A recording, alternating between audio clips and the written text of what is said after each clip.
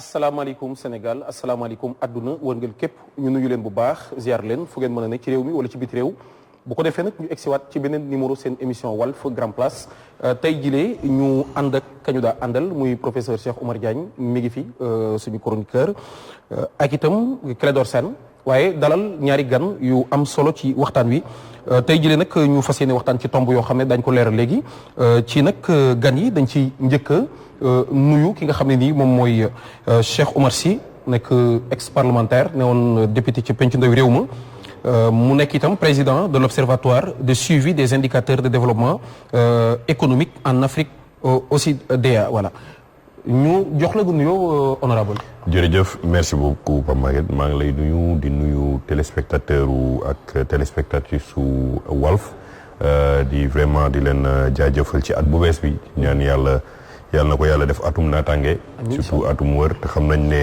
feebar bi lëmbee na aduna bi yëpp indi na fi ay jafe-jafe yàlla na ko fi yàlla teggi ak jàmm di nuyu ñi nga xam ne tey ñoom ñaa bokkal plateau yi ñoom Clédor ak Oustaz ñaan yàlla tamit waxtaan bi ñu fi wax yàlla na njëriñ nekk njëriñu askan bi ñu mën ci jëlee xam-xam yàlla dem li ñu tamit ñu indil ci ay leeral pour askan bi gën a gindeeku jërëjëf amin incha allah Cheikh Oumar Sy mu nekkoon itam fàttewuñu ko bi ñu la fi njëkkee dalal ci ñi nga xam ne dañu doon xeex pour littoral bi ñi nga xam ne dañ koy aakimoo ñu mën ko bàyyi loolu it amaloon nañ ci waxtaan bu amoon solo ci jamono ñu dalalaat itam ci suñu benn grand ci mbir mi di suñu doyen di ko yàlla baaxal moom itam muy Mame Birame Wathie moom nag journaliste investigateur la yittewoon nañ loolu xeetu journalisme boobu ci Sénégal en même temps mu nekk écrivain ndax dinay xeltu di xelli di bind ci yenn yi lu soxal mbirum Karim Wade ak yooyu am na lu mu ci bindoon su ma juumul itam mi ngi ci ngir wéyal réflexion boobu ngir proposer li nga xam ne moom moo ci topp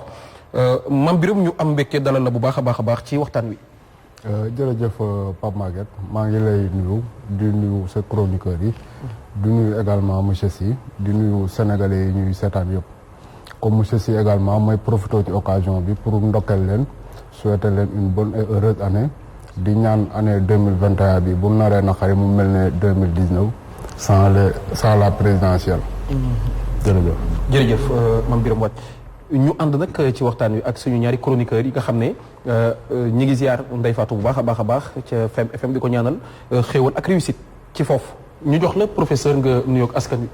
waaw Pape Maguette jërëjëf asalaamaaleykum wa rahmatullah ñu ngi am mbégte ak bànneex dellu siwaat fii ci Walf Grand Place on nar a seq ay topp waxtaan yu war a soxal askan wi ci lu bëree bëri li nga xam ne ñor na leen di kontaan fekk fii sama sëriñ oustaz bu mag bi oustaz Clédor donc di am mbégte lool gis ko fi di nuyu ñaari gan yu tedd yi ñu am tey di ñaan yàlla defal ñu tawfiix ba lépp lu fi waxtaanee nekk njëriñ lépp lu fi waxtaanee tamit amal solo askan wi incha allah rabbi macha allah ñu ànd ceeg itam Alaaji Clédor Sène mu nekk njiitu Clair Vision Clédor am nañu mbégte bu baax a baax dalal la ci waxtaan wi. waaw plaisir partagé ñëwti naa une fois bokk ak yenn jotaayu waxtaan boo xam ne tout le temps day am solo di nuyu suñu gan gi honorable monsieur Sy ak sama rak Mame Birame Wathie di ziar nag sama sëriñ Cheikh Omar professeur macha allah di la féliciter tamit ci liggéey bi nga xam ni vraiment yaa ngi koy wéyal ci anam bu mucc ayib. jërëjëf Clédor bu ko defee nag ñun moom duñu leen sant yéen ñaar ak oustaz Assane Diouf nga xam ne nag mbir mi daf ci taxaw lool bi fi Ndeye Fatou di nekk ak bi mu demee yëpp ngir mu wéy ndax loolu moo jaadu dafa war a wéy dara warta taxaw ginnaaw nag li ci suñ borom wax rek jëfi waay rafetal yi da koy jokk saa bu nekk yàlla na yàlla jokk seen mbir insha allahu rabbi yéen ñaar macha allah ñu fas yéene waxtaan yi li nga xamante ni professeur moom moo soxal modification bi nga xam ne indi nañ ko ci loi bi lal mbirum état d'urgence ak état de siège njiitu réew mi jox nañ ko doole mu man ci jamono ju nekk bu ko neexee mu tafantaloo ne crise sanitaire dafa am ak crise bi ci des muy dégg nga crise sanitaire wala catastrophe naturelle waaw bu ko defee nag jël loi bi indi ci li nga xam ne moom mooy ay état d'urgence ak état de siège yooyu yëpp am na ci kii ñu bari nag jàpp ne lu ëpp a def la ndax buñ ko joxee mën naa dem ba jamono mu nekk yat woo xam ne da koy téye di ci xeexe ak askan bi saa bu ko neexee toogloo leen seen i kër prérogative la boo xam ne assemblée moo ko amee woon assemblée itam jël nañ ko jox ko njiitu réew mi ñu bari ne c'est inédit parce que assemblée buy jël prérogative di ko joxe ci àdduna kenn mosu koy gis loolu lépp lu ci nit ñi wax la daañu ci waxtaan bu ko defee itam daañu waxtaanee li nga xam ne moom moo soxal mbirum vaccin bi waxoon nañ ci Clédor professeur mais dañ ciy waxaat soit Sénégal ak position ci lu jëm ci wàllu vaccin réew yu bëri la ñu wax mooy du fa dugg ñoo bañ ñoo lànk Sénégal nag moom dina ñëw te dinañ vacciner nit ñi incha allah daañu ci waxtaan bu ko defee tomb bu njëkk bi dañu lay bàyyi nga introduire ko professeur Cheikh Oumar mu soxal mbirum loi bi nga xam ne jox nañ ko njiitu réew mi ay force bokk modification loi 69 bu dégg nga état bi lal état d'urgence ak état de siège lan moo tax ñu war koo mën a jox lu mel noonu muy doole joo xam ne dañ assemblée da koy jël ci boppam jox ko njiitu réew mi lu war a loolu waaw macha allah Pape Maguette di am mbégte lool ci laaj bi ñu bëri nag ñu ngi xool jëf jooju waaye ñoom comprendre ñu ko ndax àdduna fu mu toll dëkk yëpp dañoo taxaw xool gis ni régime bi ñuy wax un régime hyper présidentialiste ñoom àdduna bi yëpp ñu ngi xool lu ñu jéem a wàññi régime yooyu pour gën a jël pouvoir bi nga xam ne c'est un pouvoir du peuple delloo ko askan wi donc askan wi nag dans les fausses démocraties mooy les fausses démocraties askan wi moom mooy le parlement su président nag demee yow loo tuddee fausse démocratie waaw xam nga démocratie ci cosaanam moo nekkoon benn pouvoir bi nga xam ne dafay nekk ci loxo peuple bi peuple bi di choisir boppam di dogal boppam ba ñu demee boo boole ci ay élection def ci ay jongante rek la ñuy yàq esprit démocratie bi xam moo amoon ba ñuy wax waxu démocratie ndax kuy wax élire rek dafay wax dañuy tànn diggante ñu gën parce que alors la démocratie dans son ensemble ak dans sa base dañ doon tirer au sort sax jël ci ñëpp am sañ-sañ dugg si biir pencu ndaw réew mi donc démocratie nag aujourd'hui lu ñuy wax démocratie jamono bi suñu dëkk yi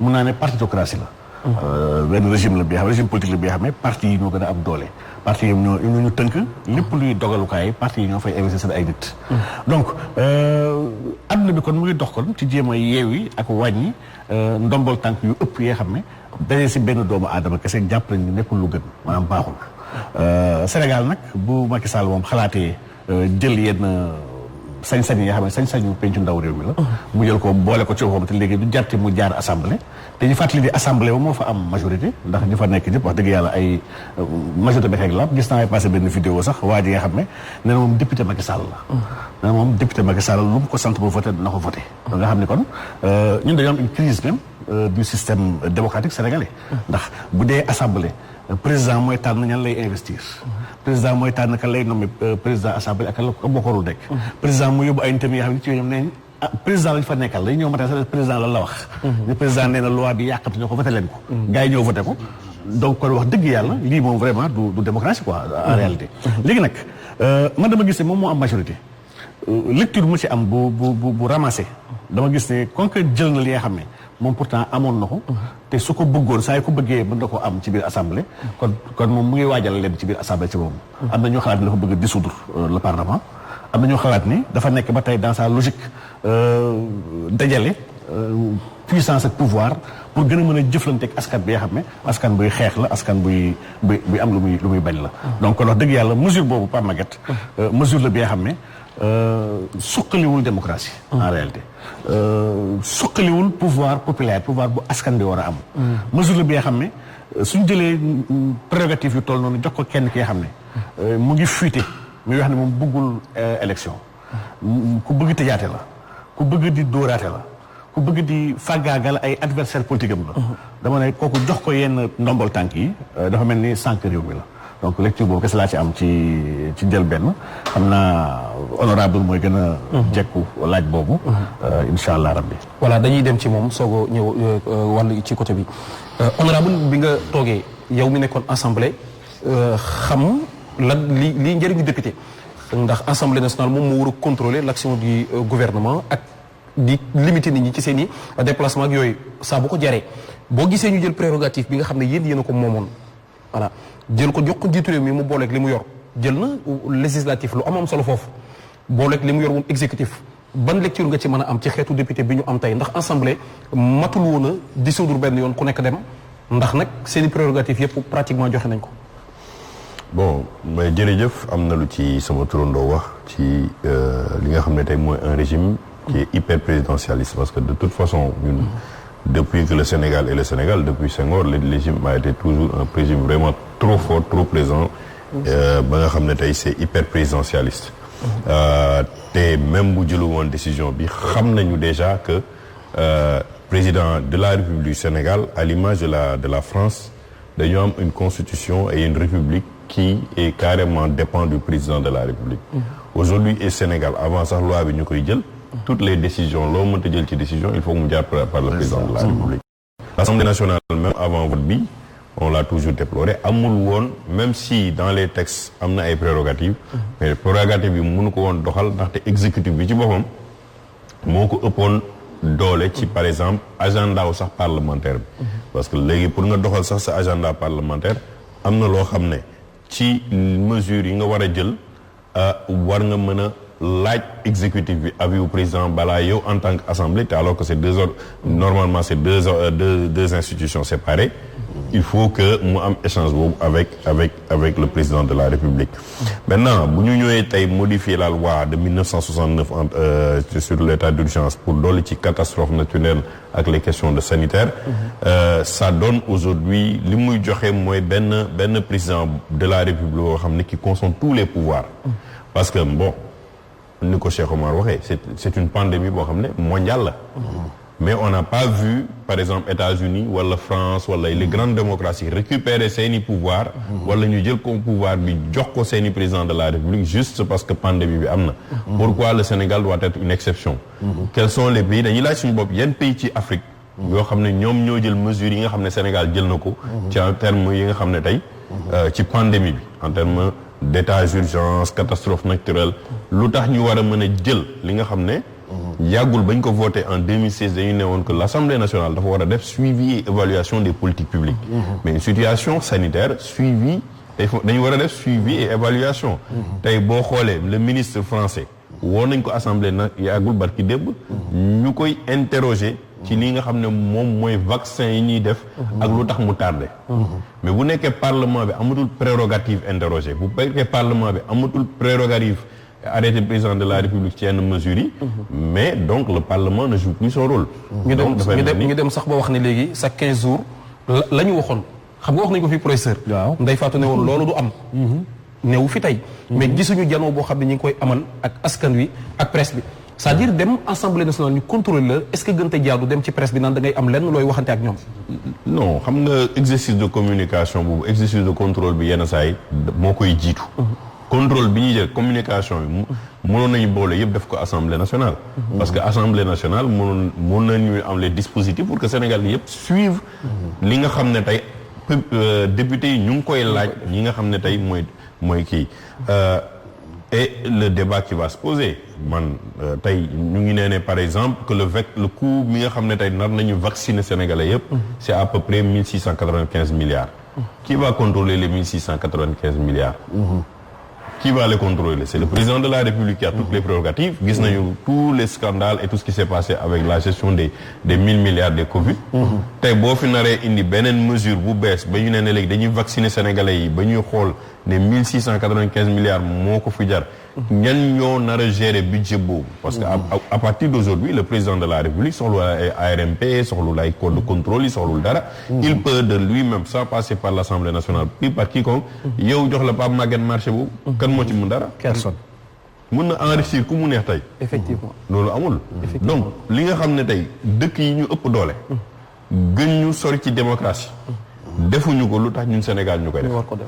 pourquoi nous on doit penser que tey war nañu jox doole yëpp ak doole Assemblée nationale mu dem toog fële defatul dara au président de la République pour mun nañu yeewu leen wala tëdd leen wala nii laa bëgg ngeen tëddee wala dama bëgg ngeen ñibbi seen kër.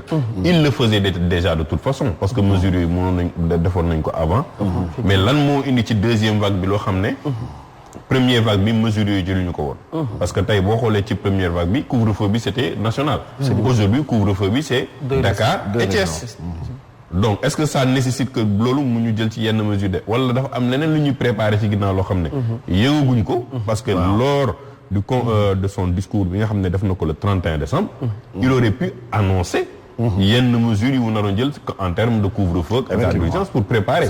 parce que loolu laay wax am nga amul yenn saa booy déglu nit ki warul toog posture ne man buur laa wala ay sujet laa yor. Sénégal tu n'as pas de sujet, c'est un pays démocratique. boo toogee ba war a jël ay mesures couvre-feu par exemple munoo xaar ba la veille sénégalais yi nekk seen activité économique sénégalais yi préparé planifié am lu ñu def yow nga toog ba la veille ci guddi nga ne suba damay déclarer couvre-feu. Donc tu mets la situation du pays nga teg nit ñi ci situation de stress ak situation de malpréparation bu toll noonu. yow nga jëlaat beneen mesure wane ne léegi man am naa doole ak prérogative def lu ma neex te corps de contrôle yi la war a contrôler du ñu mën a réagir par rapport ak li ngay def. Je crois que c'est un danger. Je crois aussi que c'est un abus de pouvoir boo xam ne sénégalais yi war nañu mën a xoolaat parce que ak lu pandémie métti ak lu mu jafe-jafe egguñu situation de catastrophe naturelle boobu ñuy wax ba nga xam ne tey war nañu mën a ñi ñaa ngi dox ñu ngi leen seen soxla ñii ñu ngi seen masque ñu ngi seen ay mesures mais du catastrophe naturelle ba nga xam ne romb ñi ñuy dee ci mbedd bi wala ñi ñuy dee ci biir car rapide yi wala ñi ñu ngi dee ci partout dans les maisons comme de toute façon ñu ngi dee ci leneen sax waaw ñu ngi dee ci leneen donc c'est pas une situation où les gens sont en train de s'ameuter xam nañ ne feebar bi am na xam nañ ne dañu war a jël ay mesures c'est vrai am na tension ci kii mais am na loo xam ne tey faute état bi la en termes de mauvaise planification parce que nit ñi toppoon nañ fi mesures yi mais dañu xëy état bi moo commencé bambula gis nañu président de la république décidé dem ay tournée sous prétexte économique bu ñu comprendre gis nañ fi ay ministres yu dem biir Fouta def ay manifestations ñi génn population yi génn c'est ñoom ñoo mettre en danger les populations mais bu ñu téye woon seen bopp woon population yi que reyar nañu suñu bopp par rapport à la pandémie mais boo jiitee ñi topp la ci loolu mais boo wonee bàyyeeku nga bu reprocher population bi bàyyeeku et ça je pense que loolu tamit président de la République vraiment que ce soit la société civile que ce soit les partis politiques que ce soit les citoyens dañu war a interroger wu ci lan la ñu jox tey président de la République en termes de force ak doole ba nga xam ne moom déjà mu ngi doon bummi di bummi mais am na doole boo xam ne mën na noot ku ko neex ci benn loi boo xam ne pour man c'est très abusif te jaru ko woon macha allah li nga wax mooy lu ñu bari wax Cheikh Abdou Bara Dolly wax na lu mel noonu ba wax de sax ñoom danañu jéem a attaquer mbir mi ci yoon xam nga nag yoonu Sénégal moom da ngay attaquer rek waaye ndax yoon dina ci wax dara loolu beneen mbir la ñu ñëw ci Mame Birame Wathie journaliste l'investigateur xëy na mu xam ci sax lu gën a sori ndax honorable wax na ko ci biir nee na ndax amul loo xam ne nii moom la ñuy waajal lu ñu waxul waaye bu fekkente ne parce que kii travail d'urgence mën na nekk assemblée def na ko ba tàyyi moom jóg na ne dafa bëgg a yóbbu nit ñi ci couvre-feu assemblée voté ko vite fait jox ko mu def loolu ndax mënul woon a bàyyi prérogative boobu ak assemblée bu ko soxlaa laaj leen ko ñu jox ko mu def bu dee assemblée jugé na ne jar na ko waaye mu toog ba yàgg mu bëgg a jël loolu teefar dootul am ko mën a contrôler dootul am dara c'est-à-dire que moom ni mu nekkee di def nii moom Macky Sall ban gis-gis nga ci maanaam ak taxawaay bi assemblée am ak bi mu waroon a am. waaw jërëjëf Pape Maguette man su may analyser situation bi du ma d'accord trop ak ñiy wax naan président de la République dañu renforcer ses pouvoirs. du ma d'accord si loolu pour man président de la République dañ koy faciliter la tâche. dañ ko koy yombalal. mais en vérité pouvoir yëpp président de la République moo ko yàgg a yor. dans la pratique. grand bi joxe na sànq benn exemple député taxaw na fi assemblée nationale. mu ne man député président de la République la buñ ma woowee teg loi du ma lire sax loi bi dama yëkkati sama loxo voté ko. te nu mu waxee noonu bëri na ay député yuy waxee noonu.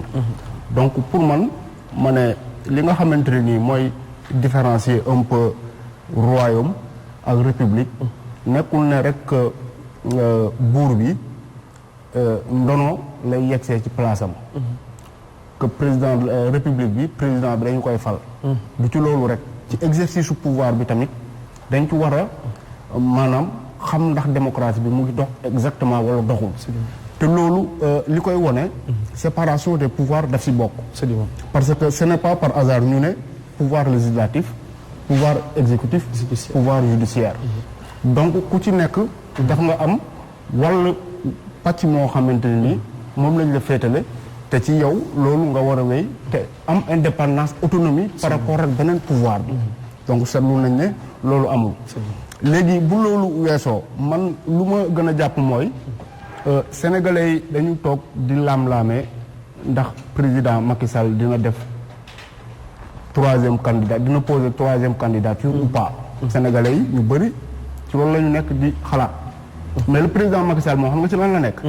su ma demee ba def déclaré ne candidat laay doon. nu may téye réew mi. yëngu-yëngu yi naa am nan laa koy gérer. moom président de la République moom fi mu toll nii. ci loolu la nekk. te nomination jeu d'alliance yi ngay dégg nii yëpp pour man c'est en perspective de ça.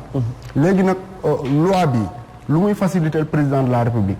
parce que article 69 constitution ci alinéa 2 bi dañu ne la proclamation de l'état d'urgence cesse d'être en vigueur 12 jours après.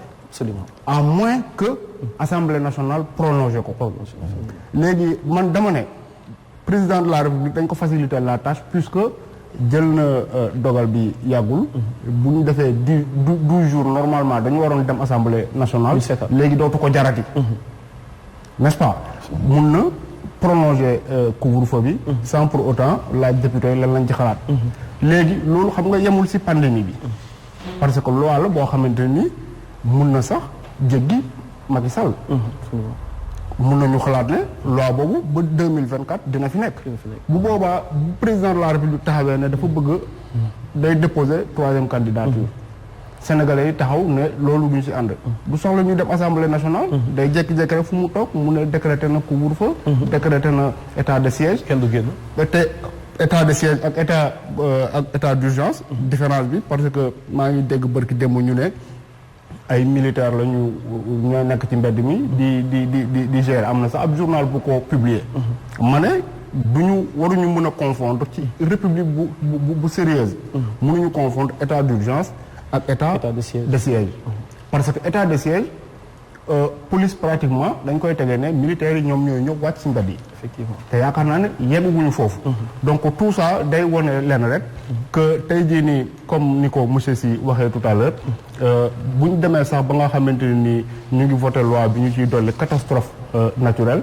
man dama xamul ban catastrophe au-delà de catastrophe naturelle ak catastrophe sanitaire ban catastrophe moo fi am. xam naa comme li xew Ngajaga ak yu demee noonu rek. voilà te loolu xew na Ngajaga te taxul. mais li ci grave mooy. moom sax jël na ko léegi daf koy délégué mën na koo délégué ministre de l'intérieur xaw ma ba ci ay gouverneur ak ay préfet ay lu nekk c'est-à-dire bu ko neexee mu jël état d'urgence jël ko ci benn localité ñi ci des nekk ci seen atte maanaam fu yëngu rek bu ko neexee mu toog fee mu toog jël ko nit ñi génn. waaw te en plus de ça xam nga décision bi Pape Maguette lu ñuy gën a pousser pour ñu xalaat. mooy que autorités yi ñoom xëy na dañu jàpp ne coronavirus bi mu ngi fi ba 2022 xanaa. parce que yow boo rafetee njort. nga ne nit ñi nañu appliquer les gestes barrières nañu ko respecter. nga wàccee police ak gendarmerie. pour ñu pousser sénégalais yi ñi nga xamante ni responsable ñu nekk ci. mais war nga optimiste ne xëy na sax 12 jours yi nga xamante ni ci la décrété état d'urgence bi xëy na balaa ñu koo jéggi tendance baissière dañu ko noté. mais ñoom seen décision bi day wane ne tey jii nii ñoom ils ne sont pas optimistes par rapport ak nu mu tuddati pandémie bi ni ñu koy gérer au Sénégal. doy na waar bu ko defee ñu dem ci Clédor Sène bi nga déggee ne assemblée adopté na mbir mi jox ko Macky Sall. waxuma sax ndax tiitoo ci Macky Sall parce que Macky Sall de toute façon moom li mu doon la doon rek. voilà nit ñi moom voilà ñooy eggale ku nekk ak gis-gis bi nga am ci moom. mais bi nga gisee ne est-ce que amoo tiit ci assemblée bi ñu am mais ay députés yoo xam ne dañ leen a voté. dañ leen a voté fal leen ñu war a nekkal askan bi bu ñu demee bay jël loolu di ko dindi ci seen prérogative di ko jox njiitu réew mi. ndax amoo tiit ci assemblée bi li ma laaj honorable rek. ndax nag mënuñ ko woon a tas benn yoon suñu carburant yi leen di jox ak suñu nangam ak ñu tas ko ku nekk dem toog sa kër. waaw merci xam nga culture parlementaire au Sénégal. mooy toujours ki la fal moom moo lay diri fi nga jëm moo lay omat fi nga jëm loolu mooy suñu culture parlementaire. parce que en général tous les régimes qui sont passés ici sans exception dañuy am majorité à l'Assemblée nationale te majorité boobu daf leen defal lépp lu ñu bëgg. Assemblée nationale donc dañuy formater député bi sax ba mu jàpp ni moom loolu mooy rôle am ba nga xam ni ku émettre un avis contraire sax ñu xeex ak yow xastanteeg yow. waxanteeg yow lu ñaaw wala xëccoog yow ak yooyu tout ça léegi man dama bëgg ñu bàyyi assemblée ak député yi fële ñu wax ci mesures yi c'est-à-dire état de siège ak état d'urgence bi nga xam ne dañ ko na ma teg ci loxo doomu aadama parce que dafa doon ay mesures yu grave yu lourdes de responsabilité moo tax benn doomu aadama du ko décider lu mel ni guerre état de siège wala état d'urgence assemblée lañ ko dénk parce que moom mooy pencu ndaw réew donc fa lañ koy waxtaane ba jël décision parce que ay mesures yu exceptionnelles la état d'urgence ak état de siège ay mesures yu exceptionnelles la dëkk mën na vivre 100 ans te mesures yooyu kenn du ko jël la preuve depuis 1969 ba léegi loi bi kenn laalu ko président yi fi jaar yëpp kenn laalu ko fi lañ ko bàyyi alors Macky Sall moom mu am majorité assemblée nationale bi mu bëggee ci première vague bi décréter état d'urgence dafa dem assemblée ñu voteel ko bi mu bëggee renouveler ñu jox ko les pleins pouvoirs mu voteel ko bi mu bëggee loi d'habilitation dafa dem ñu voteel ko bi mu bëggee parrainage ak lépp lu mës a bëgg assemblée il a sa majorité mécanique day dem ñu voteel ko bu ko loolu yëpp doyul ba mu bëgg a jël pouvoir exceptionnel yooyu téye ko ci loxoom moom simple doomu aadama mi ni moom nit kese la ci conférence de presse au 31 décembre comme nit kese la du yàlla du yonante bi donc ça veut dire que mën na juum am na passion gis nañ ko koo xam ni doole bi ñu ko dénk yëpp daf ko jëfandikoo pour xeexee ko askan bi ak ay adversaires politiques yi nga xam ne slogan am mooy réduire leen à leur plus simple expression kooku tey jii dafa loolu mu def maanaam rocc ci état d'urgence ak état de siège ci assemblée nationale du fait de sa majorité dafay samp ay jéego mais assemblée nangu ko. mais assemblée nangu ko parce que mooy li waj di wax rek. parce que nee na bu fa de lu fa bëgg a yóbbu dañ koy kii. waaw xam nga kon dañ ko faciliter. pour évacuer loolu mais waruñu woon a nangu loolu. waaw pour évacuer loolu. moo tax ma dooree ci culture parlementaire bi am Sénégal. je crois que loolu tontu naa ci. léegi moom le fait que mu téye loolu ci loxoom. dafay poser ay actes yu jëm ci dictature. parce que dictature dafa am ay prémices. ak ay signes yu koy wane bokk na ci mégalomanie maanaam fësal sa bopp maa ngi doon wax keroog bi mu defee vidéo ci otoom di wër Dakar xam nga ba muy def conférence de presse am mu teg njabootam ci wetam alors que institution bi moom la ñu interroger il met sa famille à côté te sol woon masque solu dara de mais bi muy programme état d'urgence dafa ñëw takk masque donc goroom nee na da koy tuddee benn rue Ndar gars yi di xëccoog muy xataraayu ñu da koy tuddee par force donc signes yooyu ça ne trompe pas te ñëpp xam nañu balaa muy accéder au pouvoir jaloore bi mu defoon Fatick ci ay élections kon nit la koo xam ne ku jiital doole la ku brutal la président Macky Sall c'est un président très brutal ku mel noonu nga jël état d'urgence ak état de siège teg ko ci loxoom lu jéggi dayoo la te baati may wax amul lenn lu ci ëpp parce que moom d'abord dafa am problème ak yoon du président hors la loi la du sàmmonteeg yoon comme ni mu ko commencé Fatick ba ci gouvernance am yépp actuellement wàccoolugul ak liy valider serment am muy déclaration de patrimoine ba léegi defagu te constitution bi daf ko lié ak serment am ba léegi defagu ko moom yoonam nekkul ci yoon gis nañu loolu sax du ma ci dugg parce que lu actuel la donc xaarul Assemblée nationale jox ko état d'urgence ak état de siège pour mu décréter ko parce que amul benn soubassement légal le 5 pour proclamer état d'urgence foofu dafa jalgati amu ci assemblée moo am initiative loi donc moom ci ban soubassement légal loolu bëgg naa ñu wax ma ko peut-être honorable dina ci indil ay leeral ci ban soubassement légal la sukkandiku pour xaaju guddi mu ni suba 9h ngeen di tëddi loolu dictature la ñàkk nawloo sa ay naataango la maanaam laata mu koy wax dafa waroon a dem assemblée mooy yoon li muy sàkku ci assemblée moo ko war a may mu def la mu def laata assemblée di ko jox moom xaarul sax assemblée da cee nekk première illégalité deuxième illégalité wàcc mu ngi doon wax y a confusion parce que dañu génnee armée dañ ko génnee pour mu surveiller sécuriser RTS en général ay coup d'état la ñuy sécuriser ay rajo ay palais ay points stratégiques mais ban ay état ban problème moo am ba ñu war a sécuriser par l'armée RTS te nekkuñu ci état de siège amul benn soubassement légal buy génnee armée ci mbedd mi. mais armée bi génnoon nañ ca bu njëkk ba xam naa lii wàcc di wax. conflit ñaar yëpp c'est illégal. waaw génnoon nañ ca bu njëkk ba. dafay foowee république. parce que loolu dafa am protocole dafa am yoon. armée assemblée kese état de siège kese te loolu day fekk ñu tële pour maintenir l'ordre public. c'est-à-dire ñu def loi d'urgence renouveler ko te au bout du renouvellement l'ordre public n'est toujours pas rétabli. bu boobaa c'est l'état de siège. te loolu dañuy jaar ci assemblée. du benn Macky Sall mooy tëdd ba guddi moom décision am yëpp guddi la koy jël de toute façon ni ñu suba lii mooy am. donc loolu violation la. Troisième violation lu tax ma ni c'est un président brutal. gis nañu armée déployée autour de la RTS. mais gis nañu également ay nervis di jàppale police ci respecté lu couvre-feu bi. waaw te nervis yooyu man dafa am ñu ma ci xam. ñoo xam ne xaalis nga leen di jox ñu taxawal voilà le tarif tu connais le tarif.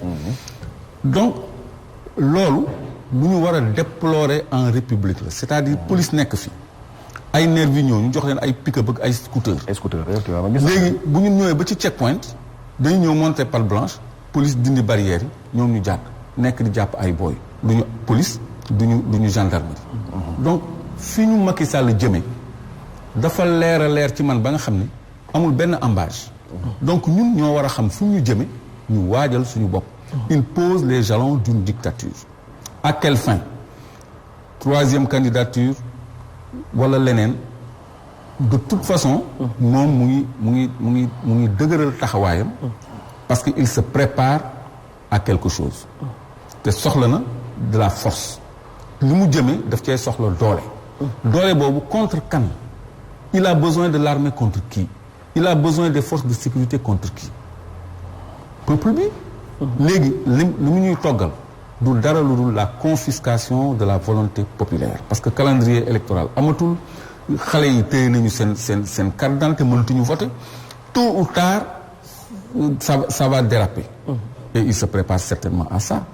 mais may attirer attention ci leen ñu taxaw tuuti ci loi bi parce que lañ ko jox bërki Dembo Ndiaye lundi 12 jours lañ ko may pour état d'urgence le 5 la ko jël donc le 17 premier délai bi courir na. donc à partir du 17 benn yoon la am droit renouvellement la loi 69 loolu la wax disposition boobu kenn soppiwu ko. benn renouvellement la am droit à partir du 17 su ko renouveler benn yoon et qu'il ne réussit pas à maintenir l'ordre public. état de siège la ñuy décréter. la ñuy proclamer te état de siège le pouvoir risque de lui échapper parce que bu boobaa c'est le pouvoir militaire qui décidera de yan prérogative lay jox le pouvoir civil. armée bu boobaa day mën a def sax ay tribunaux mooy remplacer même institution judiciaire. day juger. kon tey jii armée bu ñëwoon mënoon na ni affaire Petro-Tim bi dañ koy àtte. affaire COUD bi dañ koy àtte yëpp. ba noppi armée bu officier yi mu promouvoir rapidement. soit parce que ay mbokkam lañu war la ay ñu ko fidèle lañu. ñooñu yoruñu armée. l'armée c'est la troupe c'est les sous-officiers parce que amul benn général buy dem di dawal ay chars wala di téye ay armes lourdes ça c'est la troupe qui le fait. amul benn colonel buy garder ay magasins d'armes et cetera. na def attention ak instruments yi mu jël ci loxoom bu baax a baax te assumer toutes les responsabilités il risque d'avoir beaucoup de surprises. léegi ñun ñu ngi koy xaar Sénégal yëpp a ngi koy déglu. fu mu ñu jëmee moom na xam ni loolu mënut a nekk parce que Sénégal dëkku démocratie la dëkku liberté la. te liberté yi ñu ngi koy salfaañi parce que état d'urgence du rek guddi tëdd leen mais bëccëg mën nañu ñëw sama kër perquisitionner sans mandat.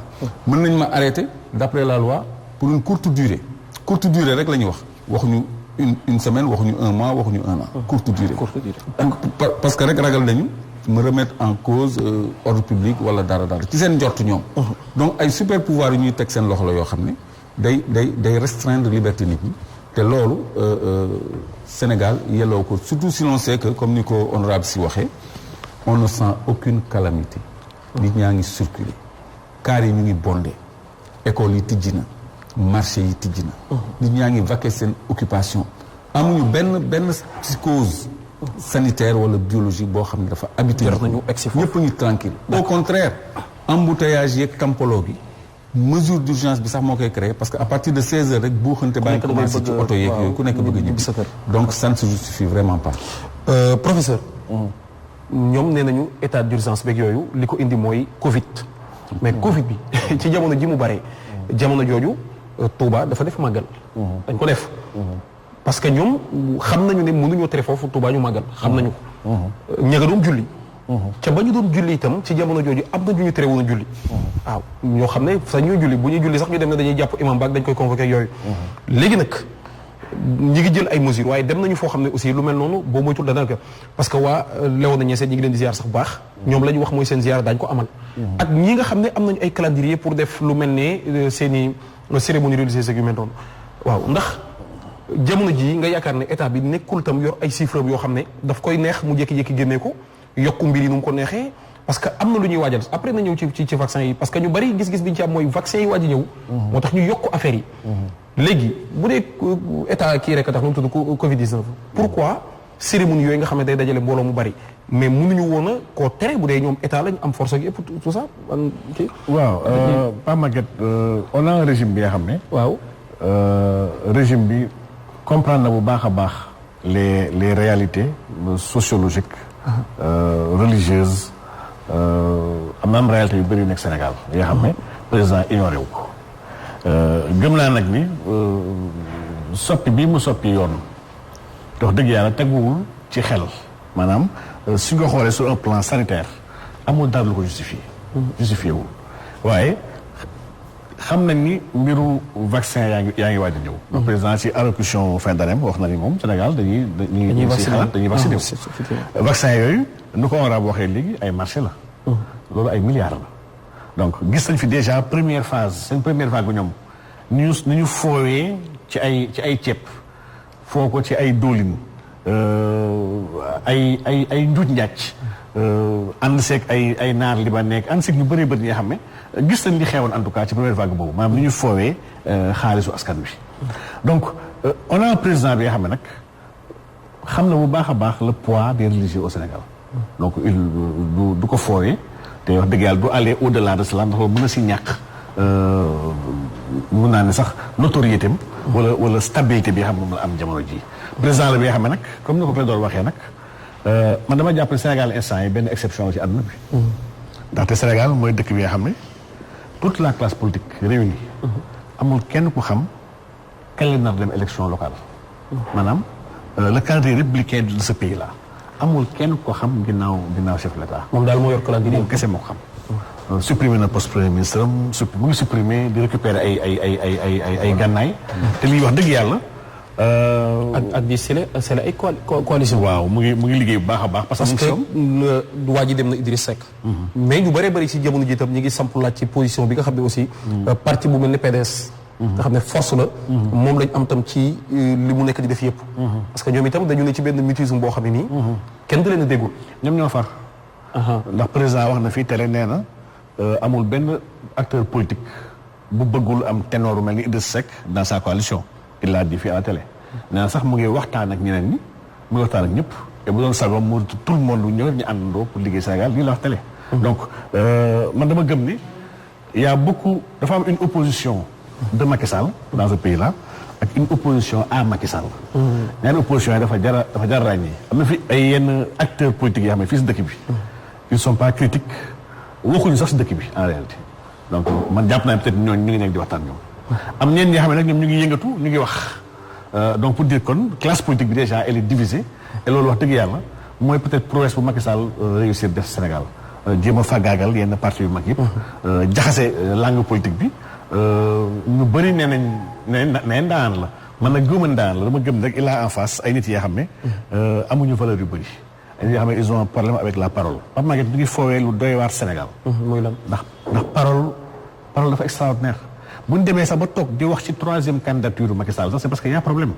ndax moom kaddu la woon moo taxaw fii télé wax ko donc kaddu yàlla subhaanahu wa taala si nga xam ne moo bind àdduna bind doomu aadama yi ba mu bëggee ñu xam ko yónneew ñu photo yónneew ñu photo yónneew ñu ñëwul boppam ne man maa ngi nii maa ñëwul sama bopp waxam wax lañ jox nee na sax wax la bindee lépp nee na saa yu bëggee amal dara daf koy ne nekkal mu nekk. la parole est sacrée. maanaam suñu demee ba dëkk bi nga xam ne parole amatul solo kilifa dafay wax ba pare li muy wax du dëgg wala muy wax li nga xam ne gëmu ko mooy que dëkk boobu wax dëgg yàlla. dafa mel ni dëkk boobu sànku nañ. te malheureusement nag. lu wàcc wax. dama koy rejoindre parce que man dama jàpp ne Sénégal ñun ñooy naxasaay rek. waaye mbir yi dafa leer yàgg na. bu ñu demee jël assemblée jox ko ay nit yoo xam ne si ay 2000 francs 5000 francs la ñu voté ay doomu aadama pour benn assemblée. nit ki yoo xam ne amul benn xam-xam. jàngul dara jàngul diine jàngul école xamul dara maanaam débat sax bu sérieux kooku mënu ko conduire dans l'hémicycle. ñu envoyé kooku ñun assemblée après di espérer xaar démocratie moom ñun dañuy nax suñu bopp loolu moom ñuy wax jaaxaan di saw. li moom nax suñu bopp wax dëgg yàlla. ñi ëpp ñu nekk si pencu ndaw réew moomu mun naa seppi xanaa une dizaine de. waaye ñi ëpp sincèrement seen place wu assemblée. donc on a benn man dama jàpp léegi benn chimère démocratie la xam nga dans démocratie dama ko gëmul. gëmuma modèle bi. gëmu nañu ko déployer même bu dee on aspire à aller vers la démocratie. mais amul benn dëkk si àdduna bu am démocratie. donc man démocratie bi partitocratie bii ñu am. man suñu aristocratie élective rek wax dëgg yàlla. ci noonu lay laajee honorable ne ko guddi yi ñu toll lan moo des ci assemblée. bon assemblée léegi ndax jar na sax tuddee noonu ndax pencu bu dee penc njiitu réew mi la est-ce que gënu ko nduru ko sax penc askan wi. penc ndawi réew mi. waaw mais xam nga le problème de fond en réalité mooy dañu war a interroger suñu bopp ndax si seen modèle d'assemblée moo ñu arrangé. ça c'est le problème de fond.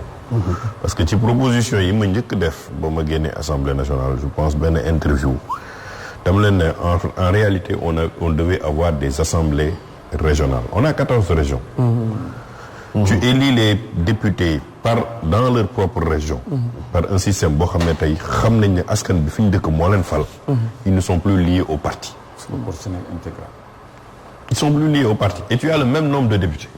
bu la neexee 14 régions là tu vas attraper mais l'essentiel les députés sont élus par région parce que je ne crois pas que tey am nga Sénégal dafa amul inclusivité territoriale. amu ko parce que ba tey ka dëkk Casamance il faut mu ñëw ba Dakar pour gis député.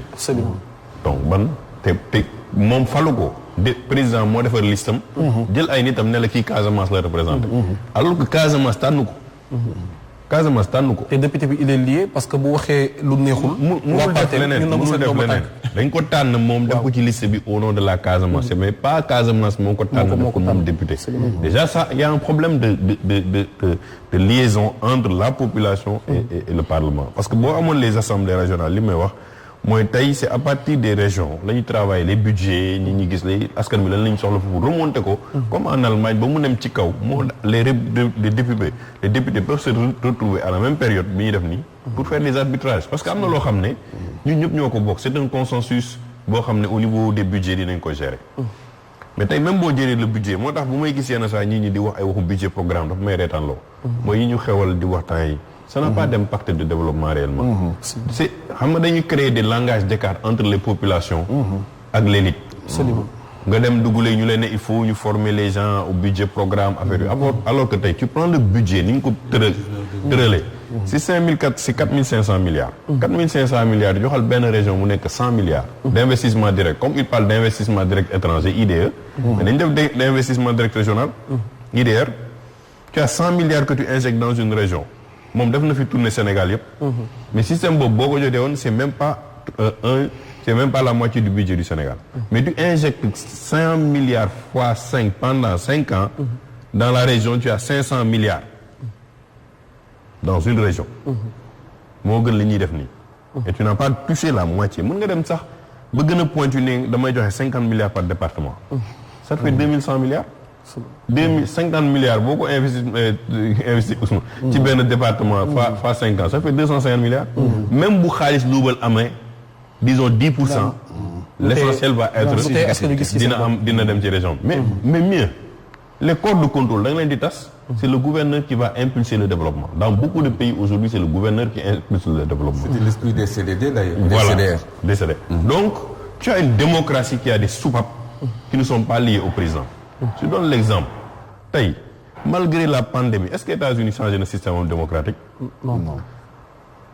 Trump kan moo ko fi ëpp doole hyper riche détient des pouvoirs, nommer des juges, am des gouverneurs républicains majoritaires, am tout à sa disposition, il ne peut pas être réélu. Et il a tout fait ba attaquer. Ça veut dire que c'est l'institution qui sont solides, ce ne sont pas les hommes.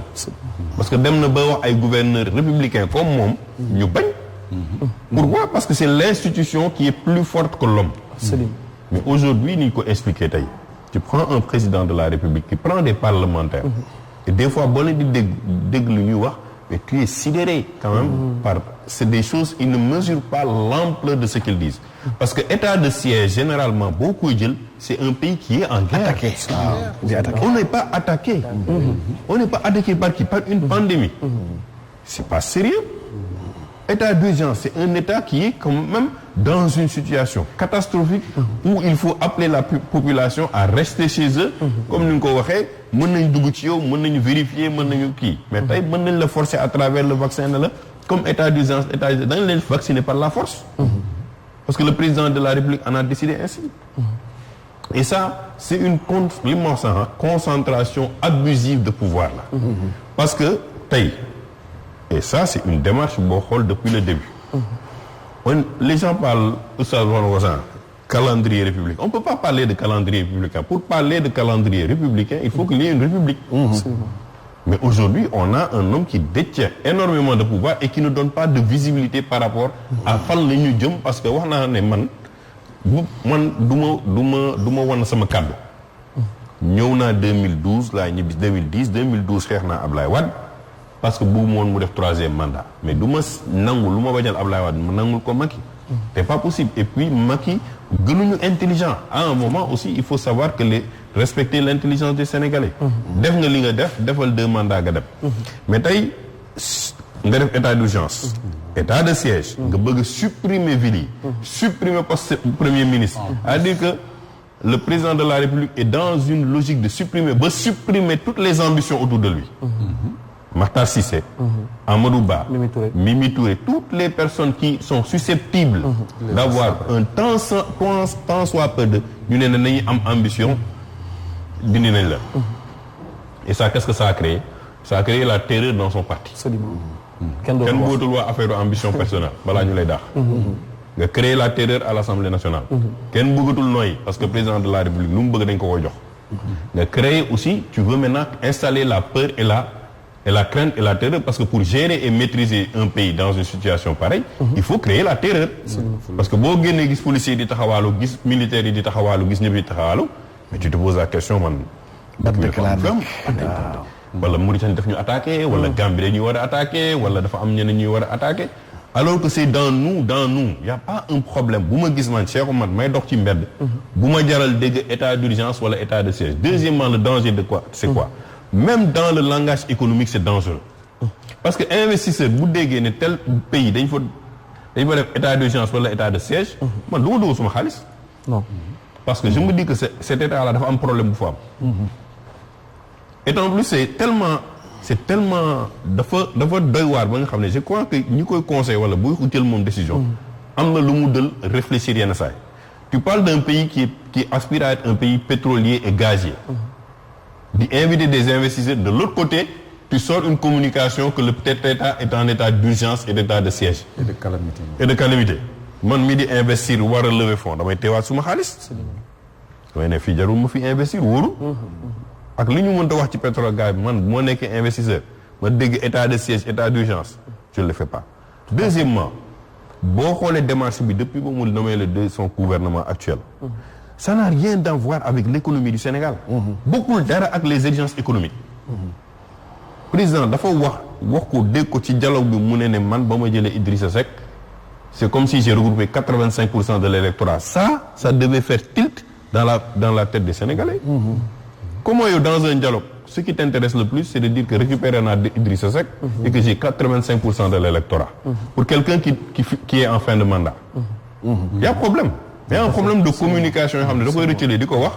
Mais ça montre que l'homme n'est pas dans une posture d'apaiser la situation ba pour Sénégal parce que Sénégal tamit kenn moomuñu. Il peut prendre toutes les mesures yu mu bëgg.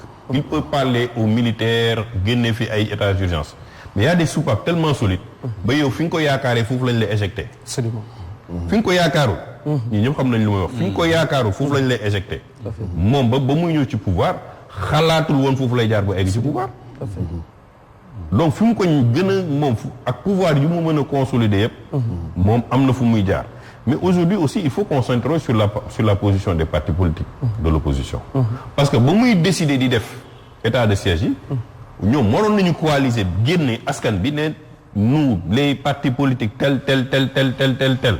étant donné que xawma situation bi gisuñu fi lii ñu bind signé ñoom ñëpp qui sont contre cet état de siège là ban parti politique moo ko def.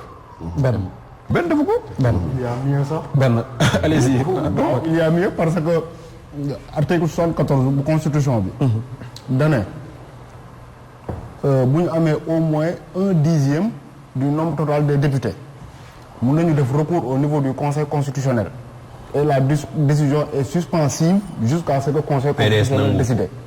léegi maanaam 65 députés yi bu ñu amee 16 députés yoo xamante ne ni dem nañ saisir nañ constitutionnel recours loi bi dañ koy teg ce qui veut dire que 12 jours yi si topp le 17.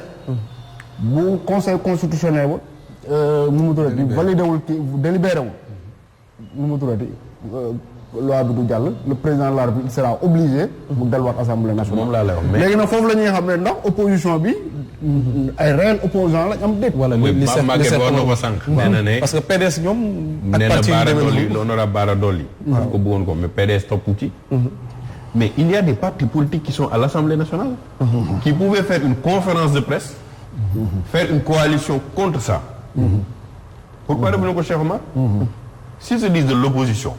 mu war la jaral ne yow gis nga ne ñu ngi déclarer état d'urgence te gisoo ko. yow en tant que parti politique parce que c'est ça ta fonction. de pouvoir défendre le peuple. de dire nous ne sommes pas d'accord sur cet état de siège là. mais affaire bi gisoo benn parti politique wala coalition gis nañ fi gars yi ku nekk dem seeti sa morom di préparer élection locale di préparer élection ñuy wax ay waxu coalition. mais gisuñu leen sur l'essentiel. se regroupent pour faire front pour dire non au président de la République nous ne sommes pas d'accord parce que la pandémie à l'heure actuelle et je le dis et je le répète ne justifie pas ni l'état d'urgence ni l'état de siège. ñoo lank ñu doon jéem a dem assemblée te ba ñu fa demee itam gis nga fa ñu leen téye. ñoom mënuñoo sax egg ci biir. et puis dañuy def léegi yoo xam ne même assemblée bu journaliste bi sax pour mu dugg fa. fekkee lii xew day doon problème. journaliste mënatul a yëg. ñi nga xam ne ay ndaw lañu ci réew mi bu ñu defee seen i kuréel dem parce que boo bokkee ci réew gis loola naqari nga war ko wax ni ko honorable waxee xam nga tey parti bi néew ñu ko mu génne nit ñi ñu xeex honorable waxul loolu mais au moins ñu wax rek ne bind wane ne lii ñoom d'accorduñ ci ndax parti bi am na ñu ëmb ñoo xam ne une fois parti bi wax ne d'accorduñ ci ñoom itam dañuy xëy na mën na leen a jaral ñu génn et ça sera spontané yu demee noonu kenn nag du géew kenn jël kenn xëcc ko ci këram ne ko génnal ci mbedd mi xeexal ak yooyu mais daal lu doy waar la ci doxalinu assemblée parce que on dirait que moom dafa jël lenn ci législatif tey waaye ki nga xam ne moo jiite législatif yi tam mel na ne da koo topp ci loolu. parce que bu balaa député yi libre xanaa ki leen jiite libre. muy le président de l'Assemblée nationale lui-même. kooku moom lu njiitu réew mu wax juste ba mu fi nekkee ba tey loolu la wax. duñ ci xóot bu ko defee kon Clédor ba bàyyi la nga ñëw ci mbiru vaccin yi.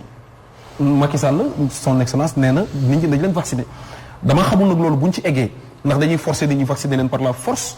dañ koy jaarale ci d'autres moyens dem ci école yi vacciner ay doomu jàmbur wala lan parce que li wérte wóor mooy nit ñi dafa am loo xam ne nii moom la ñu jàpp ci vaccin bi ci ñenn ñi bokk ñun suñu opinion dañ ko ciy garder pour ñun loolu du suñu yoon mais vaccin bi pour ñu vacciner nit ñi fan lañ ko mën a jaar. waaw may ma tuuti rek. parce que nga rebondir ci mbir yi dama am choc da nga créé ci man benn choc. parce que honorable député nee na ana opposition bi ban position la ñu jël. contre ces mesures inacceptables.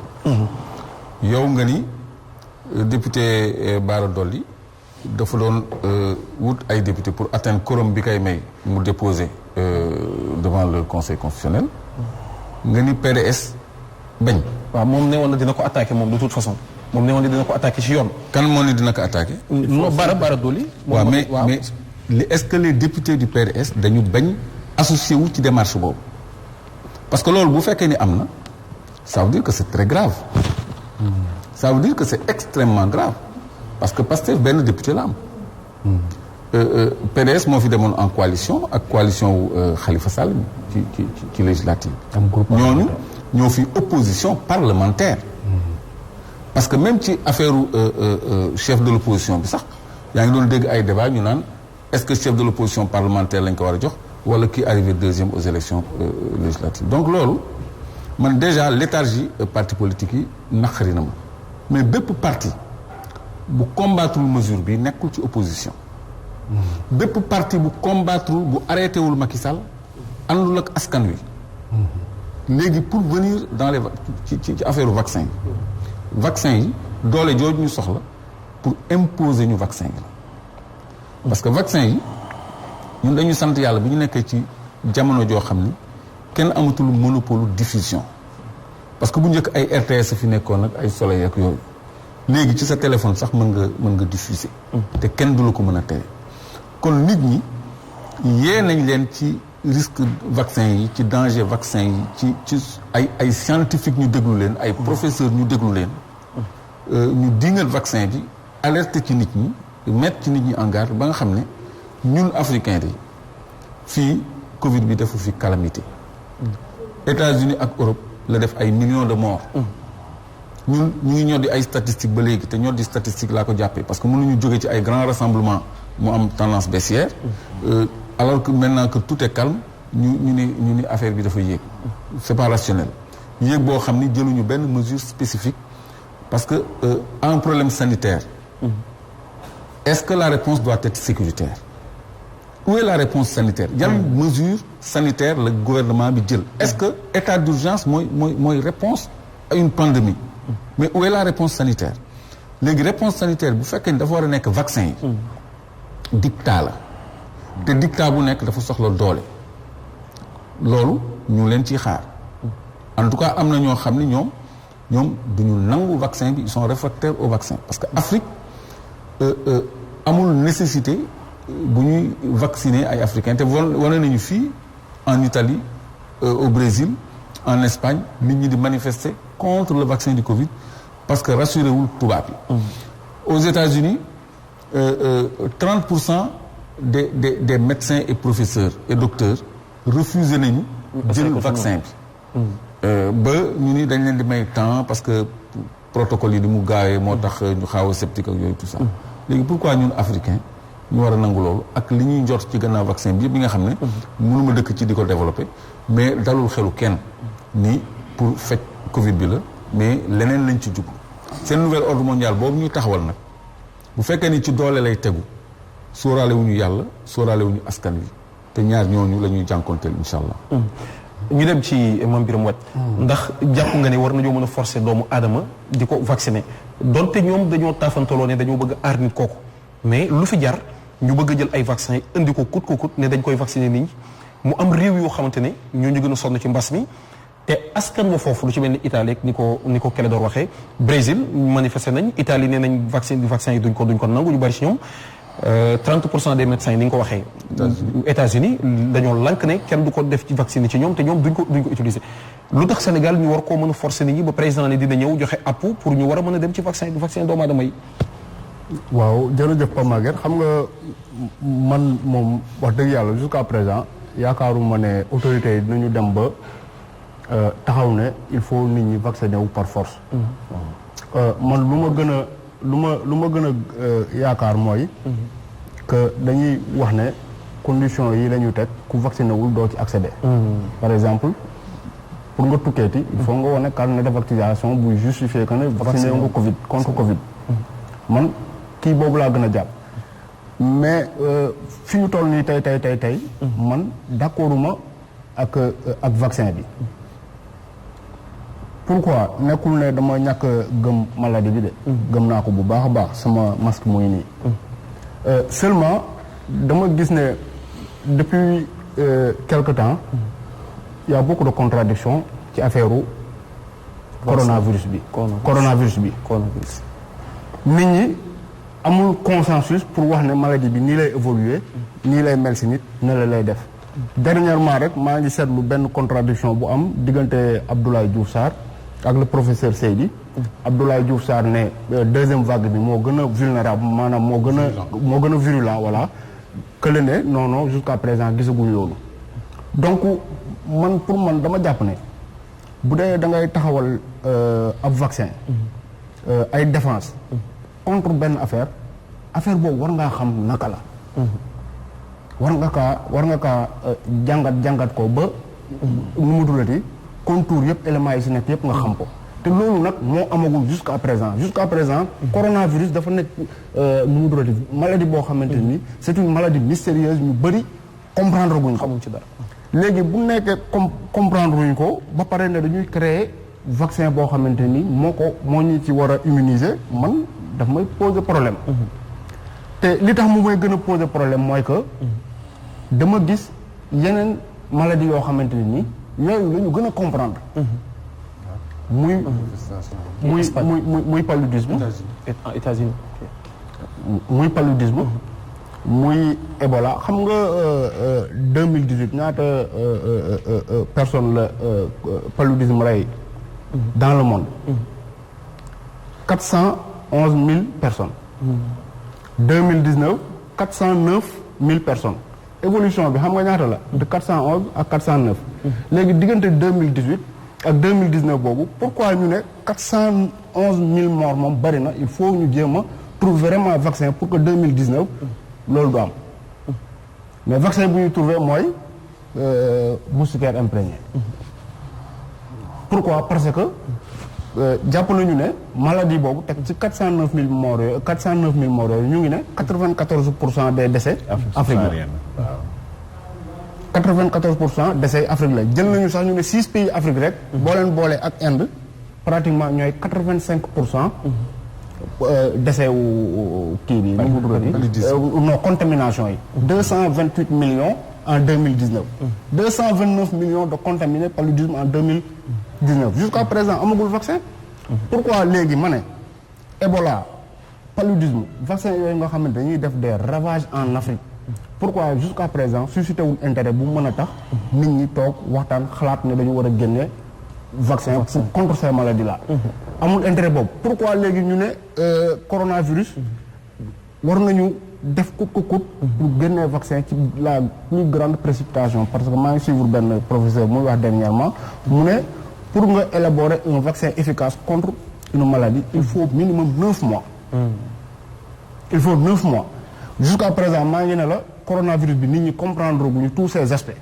comprendre guñ ko loolu moo waroon a nekk déjà premier ñu ne dem nañu ba xam virus bi nii la mel nii lay évoluer loolu nekk première étape bi deuxième étape bi nag nekk nan la ñuy def ba saafara ko loolu amul léegi man loolu daf may pousser ma xalaat ne xëy na vaccin coronavirus bi dañ ci bëgg a profité pour faj yeneen yi soxla yeneen yi loo xamante ni daa am ñu ko jàppee problème muy maanaam Afrique ñu baree xam nga loolu nit ñi yàgg nañu ko wax tey 1960 Afrique mu ngi nekkoon 476 millions d'habitants aujourd'hui ñu ngi 1 milliard 300 millions d'habitants 1960 ak léegi plus de 800 millions de personnes yokku nañ ci nit ñi évoluer te ñooñu 60% amuñu 25 ans maanaam la jeunesse li nga xamante ne ni moom la ñu yeneen continent yi ñeewee parce que tey bu ñu nee 60% population africaine amuñu 35 ans boo demee Asie mu ngi nekk 39% 39% Asie ñoo nekk ay jeunes boo demee Europe 29% de la population ñoom ñoo nekk ay jeunes dañu toll en 2010 en France boobu kii moo nekk le ministre de l'éducation nationale Luc Chatel ñu ne 3 enseignants yu retraités kenn ki la ñuy renouveler kenn ki la ñuy remplacer ay écoles yu bëri ñu tëj leen parce que amatuñ ay xale yu fay jàng léegi ñu ne Afrique mi nga xamante ne ni sa population léegi ñu ngi toll ay 600 millions de jeunes léegi ñooñu noonu dans 50 ans qu'est-ce que ça va devenir émigration dootul amati nit ñi ñooy ñëw fii di forcer les jeunes pour ñu dem liggéey ailleurs nit ñi ñooy ñëw fii di jël ci jeunes yi pour que ñu liggéey ailleurs parce que par ailleurs pratiquement jeune dootu fa amati wala boo koy gisee dootu bëri population léegi nag loolu problème boobu pour ñu mën ko saafara yaakaar naa ne coronavirus bi mën nañ ci jaar te man lu ma wax mooy xam nga démb le ministre de la santé dafa def benn publication automatiquement rek mu effacé ko. muy 200 000 doses de vaccin yi ñu ne Chine moo ñu ko may. man dama ne pour transparence am si vaccin bi sénégalais yi bañ ci am lu ñu laam-laame. noonu nekk ay vaccin yoo xamante ne nii certes homologué nañ ko. certifié nañ ko mais na nekk ay don vaccin yoo xamante ni yeneen dëkk yoo xamante ni du France du États-Unis foofu lay jógee ñooñu ko jox ñu mun a xalaat ne kat sénégalais yi war nañu mun a vacciner wu te warul nekk sénégalais yëpp parce que jusqu'à présent pays yi ñuy wax ne nit ñi ñu ngi vacciné wu sax dafa am benn catégorie boo xamante ni ñoom dañuy jàpp ne ñii ñoo gën a vulnérable ñooñu la ñuy vacciné comprendre bu ñu demee ba nga xamante ni ñu ngi ci dama bind benn chronique dimanche passé am benn grand bu ma woo mu may expliquer dinaan ma xam nga la politique du jeunisme ma ne ko non dama koy dégg rek mais def ma ci investigation mu ne ma gëstu ko gis nga l'autre là Bill Gates ci loolu la nekk mu ne ma soo seetloo les africains ñi nga xamante ne dañuy juddu année 80 au-delà avant après année 80 duñu passé 3 doom. duñu passé 3 doom rarement ngay gis ñu am 4-5 doom te loolu li ko def mooy des vaccins yoo xamante ne nii yow c'est pas sur le champ nga ko yëg mais 20 ans 15 ans après lay doog a génn véritablement lay génn lay doog a feeñ si yow mu nekk danger boo xamante ne nii il faut que africains yi tamit ñoom ñu bàyyi ci xel bu baax a baax a baax te xam ne paludisme nee naa la 409 millions de morts la def ci monde bi ñu ne 94% Afrique la dama jàpp ne bu ñoom bu nekkee wér-gu-yaramu africain yi kese moo leen soxal moo leen soxal yaakaar naa ne am nañu ay maladie yoo xamante ni dégâts yi ñuy def ñoo gën a garaaw ko coronavirus te war nañ ci gën a taxaw macha allah ñu dem ci honorable vaccin yi boo déggee li ñu ciy wax yëpp ndax doo am tiit. bon dégg naa moom li mu wax parce que nag man je suis pas un scientifique.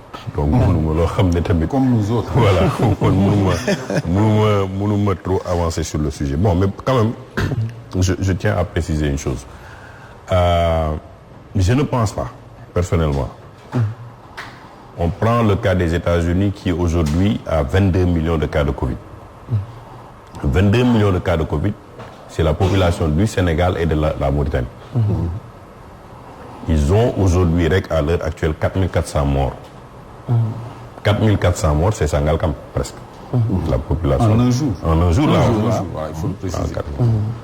Connaissant un peu comment les industries, avec la loi, nous devons aux États-Unis, ils ne reprendraient pas le risque de vacciner leur population, sachant que si ils portent plainte, c'est une industrie d'Indam. Il y a des droits assez fortement de qu'on a fait 10 ans. Il y a des lois assez strictes, si ils ont fait loi, ils portent plainte, industrie d'Indam. Et puis, la situation est que du vaccin, ils ont en Afrique. Nous avons testé avant de tester chez les Africains.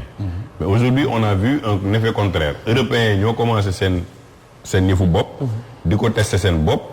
Du xool ndax dox na wala doxul wala am na ay kii ñu concurrence seen bopp les Russes ont sorti leur vaccin chinois yi neen dañuy may dégg naa ne bu chinois yi c'est efficace 75% ñu leen ne à 95% dans tout ça. Bon maintenant man li may wax mooy ça doit être un libre choix man mën naa jàpp ne vaccin mën na ma faj ma dem comme aux États-Unis bu la neexee da ngay dem ñu vacciner la bu la neexee nga bañ a vacciner wu yaa xam mais c'est pas une obligation parce que li mu ko waxee moom mën na ci am ay dutam mu ne man vaccin bi doyuma mais on ne doit pas l'obliger moom mu vacciner wu ci lu ko doyul donc l'État ne peut pas le sanctionner xanaa ñu ne peut-être que comme li muy wax y a des couches vulnérables ñooñu dañ leen war a téye mais yow bu ñu la vacciner wul mën na indi ay propagation mën na ay affaires yooyu ça pour moi il faut que l'État ait une stratégie claire par rapport à yan vaccin parce que comme nous m'avons dit un ministre de la République ne peut pas se lever dire on nous a donné 200 000 vaccins même pas 30 secondes après nga dindi ko supprimer dans quelles conditions la ko joxee pourquoi ñu may la ko est-ce que c'est pas pour vous inciter à acheter après demander leur demain nga dem commander seeni les chinois amul fenn ci monde bi fu ñuy def lenn gratuitement amul benn état bu toog di la nee naa la defal dara gratuitement amul c'est pas possible parce que le vaccin ñoom ñi ci concurrence yëpp mais c'est des milliards de dollars qui sont derrière. Pfizer ak Moderna ak chinois yeeg ñoom ñëpp ils sont en train de brasser des milliards sur un vaccin qui va comme lu mu waxee ça évolue. li ma d'accord tamit ci moom mooy peut-être c'est un virus qu'on ne maîtrise pas. dañu dem ba Angleterre. xoolal rek li ci deewaar Boris Johnson génn kontaan. gars yi commencé vacciner ne ñoom ils sont prêts à le faire rek même dans la semaine ñu dégg variante bi. une nouvelle souche. ñu embarqué Angleterre yëpp. alors que ñoom am nañu vaccin bi dinañ commencé nañu souche bi. donc il faut aller avec une prudence il faut aller avec une stratégie il faut analyser la pandémie elle-même. dem nañu par exemple par le cas de Tunisie demoon na ba presque trop bi 0,5% la woon 1%. ba seddaay bi ñëwee rek mu explosé. donc yooyu phénomène dañu war a jël temps analyser ko parce que la xew Afrique du loolooy xew Europe. c'est pas les mêmes ñun am na ay mécanismes yoo xam ne peut-être suñu corps mën na ko gën a mën a accepter que seen corps am na yoo xam ne tey dañuy sant yàlla comme lu ma Ebola. tey pourquoi on l'a pas appelé la maladie des Occidentaux. et pourtant nous on nous a accusé tout avec lan lañ doon wax les maladies tropicales. Pourquoi on n'a jamais dit que c'est une maladie des Occidentaux? Maladie occidentale. Ah, une maladie occidentale parce que ce n'est pas nous qui l'avons créé. Ça vient de l'Occident. tey bu nekkoon tey ñun la feebar bi jógee tey kon du ñu xëy ci dëgg bi Afrique ci moom lay embargo. donc aussi il y a des effets psychologiques. yoo xam ne ñun dañ ko war a jàngat jëlee ko. pour préparer suñu bopp par rapport ak ban offre lañ ñoom nu ñuy tegal ci kaw table bi. par rapport au vaccin. mais li ma wax sànq. et qu'on le dise, qu'on veuille nous vacciner pas. Moi, ce qui m'inquiète le plus, c'est que 1695 milliards, qui va le gérer? Mais le roi? moom laa la wax xam nga tey loolu laa lay expliquer. On dépasse sur les vaccins, mais ñi ñu ko séqal du vaccin bi moo leen soxal. la ca ginnaaw vaccin. mais bañ fi waxu ndimbal. gis nañ leen lañ fi soxal. gis nañ les gens qu'ils ont choisi pour ñox leen ñooñu ñu mën a piloter ndimbal yooyu. parce que vaccin du gratuit dañ koy jënd. mais dañ koy jënd. dañ koy jënd. demain léegi nga dégg président de la République ne la ne jàllale nañu benn kii wala on va faire une mesure d'exception pour 1000 milliards de vaccins. ARMP ki fa nekk waroon na retraité depuis ban année. oui. depuis ban année depuis ba président toogee la waroon retraité. mu ngi fi kooku lan la mën a président kan moo koy contrôler. bu ko ñëwee jox ko ne la tel laa koy jox. loo ci mën. dara. ana Assemblée nationale sur quelles conditions. c'est comme le pétrole le gaz la concession de l'autoroute à péage et tout ça. tout ça devait forcément passer par une validation à l'Assemblée nationale les commissions xool ko. bu ñu war a mener une commission mixte d'exception ñu teg ko fa loolee bu nee da nga am quoi loi d'urgence wala de siège. l'Assemblée nationale. président de la République Trump à l'heure actuelle mënul xalaat déclarer guerre wala def dara te jaarul Sénat wala. Chambre des représentants. moom sax ci décision ko gars yi. moom laa je te dis que depuis on revient tout le temps au principe de comment on nous gouverne et qui nous gouverne parce que boo toogee keroog li ma gën a jaaxal ci discours bi mooy quand un président de la République te dit man ragaluma man ça fait tilt dans ma tête. dafa ragal. non Cheikh Omar tu as tous les pouvoirs du pays.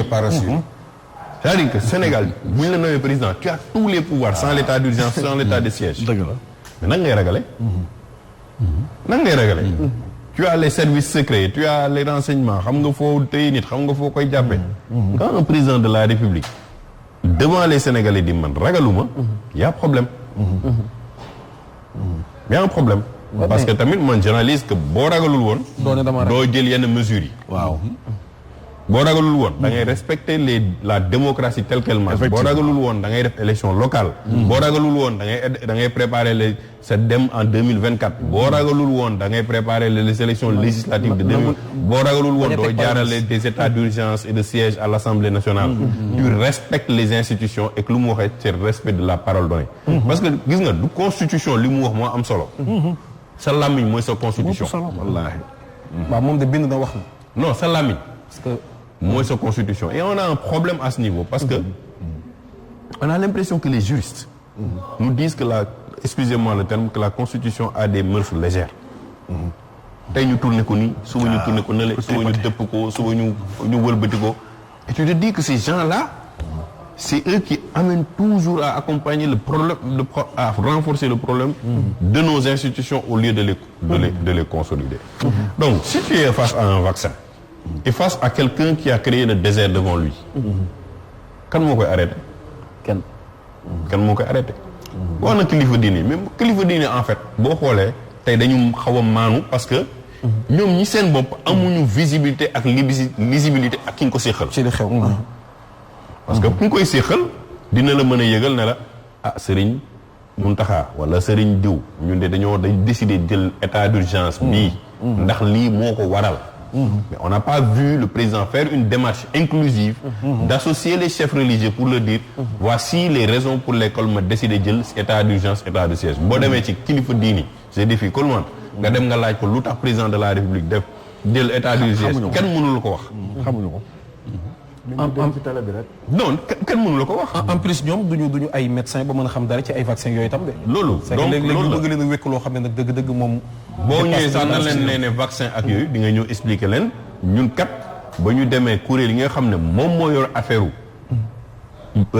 pandémie bi moo ñu digal lii ak lii ak lii on est dans un état où on promeut l'inclusivité mënoo yow tey ñu promouvoir fu nekk ngay dégg inclusivité transparence affaire yooyu et de l'autre côté on est en train de mettre tous les mécanismes pour que kenn ne la ne moom nii la koy doxal y compris damay revenir ci la suppression des villes xanaa booy supprimer xam nga ci carte d'identité ku nekk fan la dëkk nga jël waa Dakar nga laaj leen seen avis nga jël waa Rufisque nga laaj leen seen avis nga def benn référendum local ñii ne la bëgg nañu ñii ne la bëgguñu la mais yow si sa coobare boobu nga xëy rek nee ne dañuy supprimer ville yi mais si tu supprimes au même titre que l'état d'urgence et l'état de siège tu mets à ta merci toutes les collectivités territoriales. Dictature en marche. C'est une vraie dictature qui ne dit pas son nom. Parce que aujourd'hui toutes les communes te dépendent de ta dotation. Donc il y a plus de communes d'opposition. Donc il faut que ñu dem vers une analyse psychologique ak kan lañ ko séqal. J'ai toujours dit que l'opposition fait une erreur. muy ban ci. mooy il se précipite sur la réaction sans réfléchir sur l'action qui a amené la personne à faire ça. C'est vrai. Et je l'ai reproché un peu à un parti comme man mu nekkoon Pastef. ma gis par exemple que le président de la République est en train de renforcer sa coalition. Pourquoi je cours ma tas sama coalition. bu nekkee Boubacar Camara génn na mais je regroupe les autres parce que maa ngi gis ne kii mu ngi regroupé. du ma tas pour demaat di defari beneen coalition. donc da ngay affaiblir opposition bi. et cette démarche là moo indi tey tu n'entends aucun parti politique parler sur la question de l'urgence de l'état d'urgence. peut-être Thierno Bocoum gis naa mu ci publier ji ci wax. tu ne vois aucun parti politique aujourd'hui de faire une veille ou d'alerter les populations sur lan lay président de la nar a jël ci décision yi muy jël ci par rapport au vaccin. par rapport au budget bu ñu nar a génnee pour le vaccin 1600 milliards yi tey parti politique yi waroon nañ taxaw parce que ñoom ñooy alerter. ñoom ñoo waroon alerter. tu ne vois aucun parti politique tey bu mu taxaw nee ne li ñuy def assemblée nationale parce que les gens l'oublient. sur les 165 députés yi waroon nekk assemblée nationale ce jour-là 50 ñoo fa nekkoon. sur une loi aussi importante. député sax ñoom. c'est-à-dire que c'est 100 ont manqué à l'appel des 165. 115 députés presque n'étaient pas là-bas dans l'hémicycle. Quand on votait une loi qui impliquait des décisions graves pour le pays. Aucun parti politique n'a fait une conférence de presse pour dénoncer que ce qui ñuy def ni c'est des dérives graves. Y compris aussi la société civile. gisoo ci kenn ku ñëw génn ne la président de la république mi fi mu jëmale dëkk bi wóorul. non pour société civile moom am nañu suñu wax quoi. RADDHO.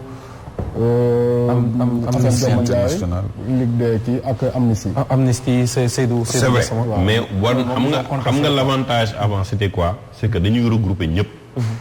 mu doon bloc bu nga def bloc. et foofu la saa waay réussir parce que. moom na lépp tas rek. ne lépp tas na lépp démantelé bu Cheikh Omar war a ànd ak beneen bi nañ ko tas bu ñu bàyyi. mais il faut avoir l'intelligence aujourd'hui de se dire que dañu war a ne ça suffit. aujourd'hui on veut des élections locales en 2021. on veut les fichiers électoraux on veut avoir des raisons fondamentales concrètes yuy wane ne état de siège waroon nañ ko fi voté wala état d'urgence war nañ ko voté ñi ñaa ngi dem marché bu ñu génnee fii ñu ngi nii marché baa ngi fees del ak nit bus yaa ngi fii parce que li mu créé en fait en même temps tu as amplifié les conditions pour la propagation. kan lañ ko seqal professeur. mais loolu laa la wax professeur.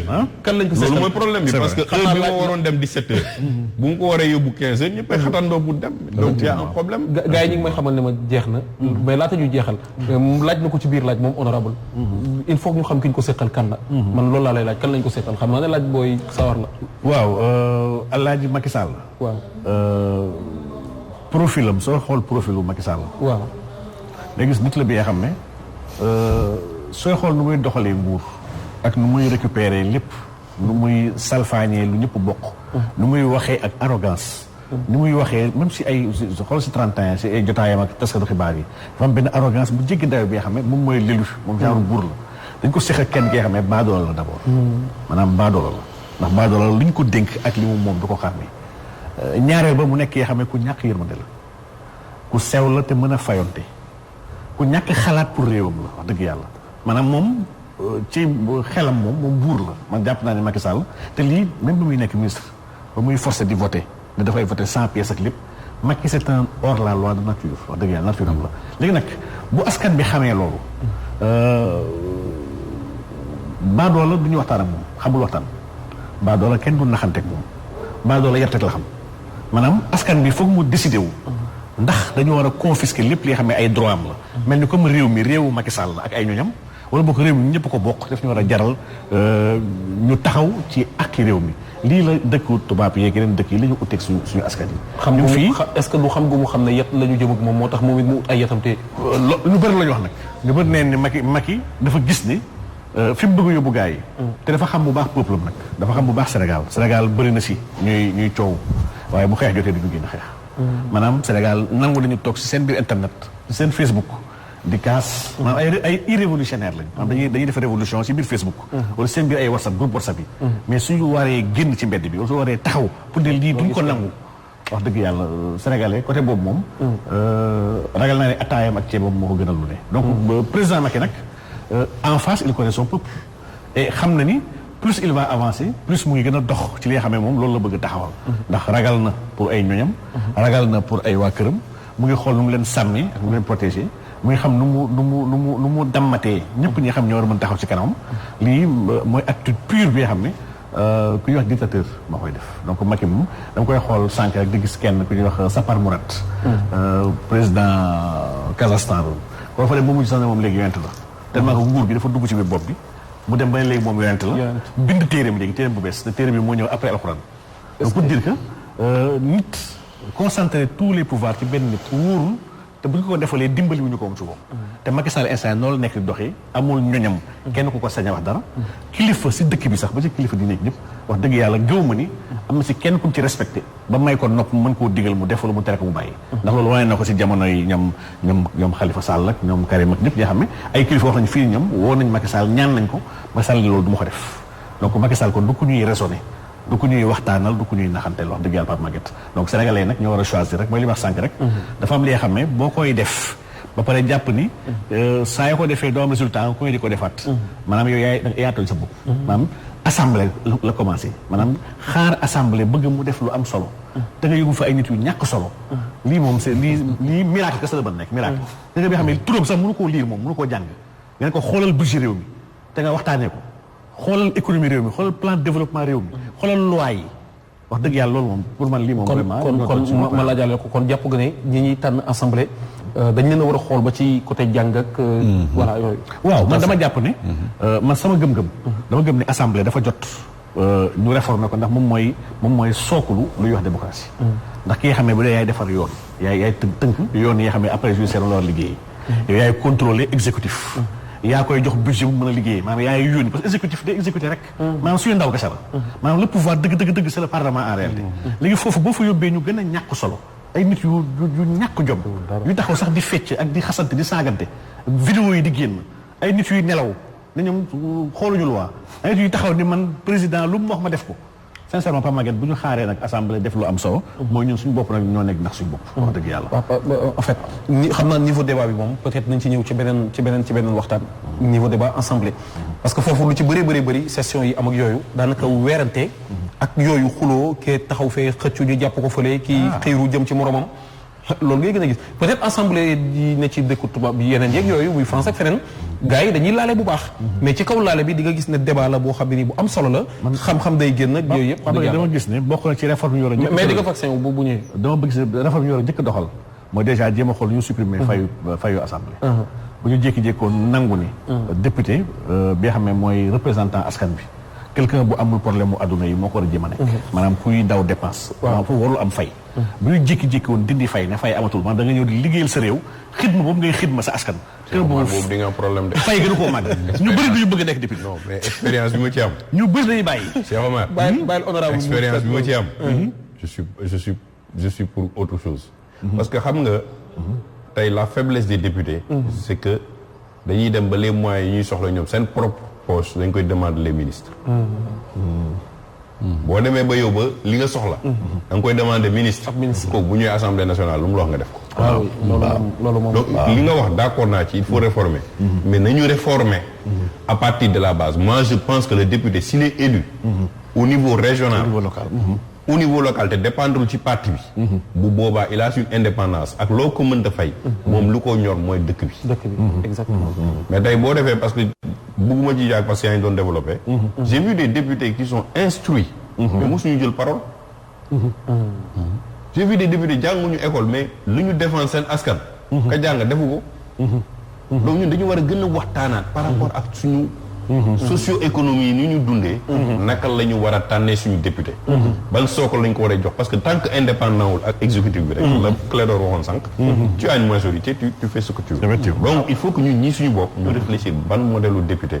dañu bëgg yëmul en 2024. ñu imposer ko ñu fi. loolu moom dina am débat bu spécial. bii di ñëw nag xam naa Clédor nañ seet Samba Tall Sarr seet kii bi. li ñu doon waxtaanee eggale ko parce que ñu bari nga koy laaj. professeur benn laaj rek nga joxaaleel ma ci honorable ay photom moom la ñuy tëjee. li ma lay laaj mooy ndax vaccin yaa ngi ñëw ndax yow mën nañ koo essayer ci yow déet. waaw man Pape Maguette man de ba ma dégg sax président ci fin d'année bi. muy wax ci vaccin bi am na ñuy tëju seen néeg yi di def ay waxtaan ci internet bi réseaux sociaux yi am na ñuy tëju seen néeg yi lépp ñuy wax dara am ci. maanaam ñii live ci Facebook bi xam naa président bi. yow de dégg ci bokk nga ci man si live bi laa bokk. man Pape Maguette dama gëm ne. pour 3 raisons rek. yoo xam ne de manière ramassée mun naa xool fii chiffres yi. waaw.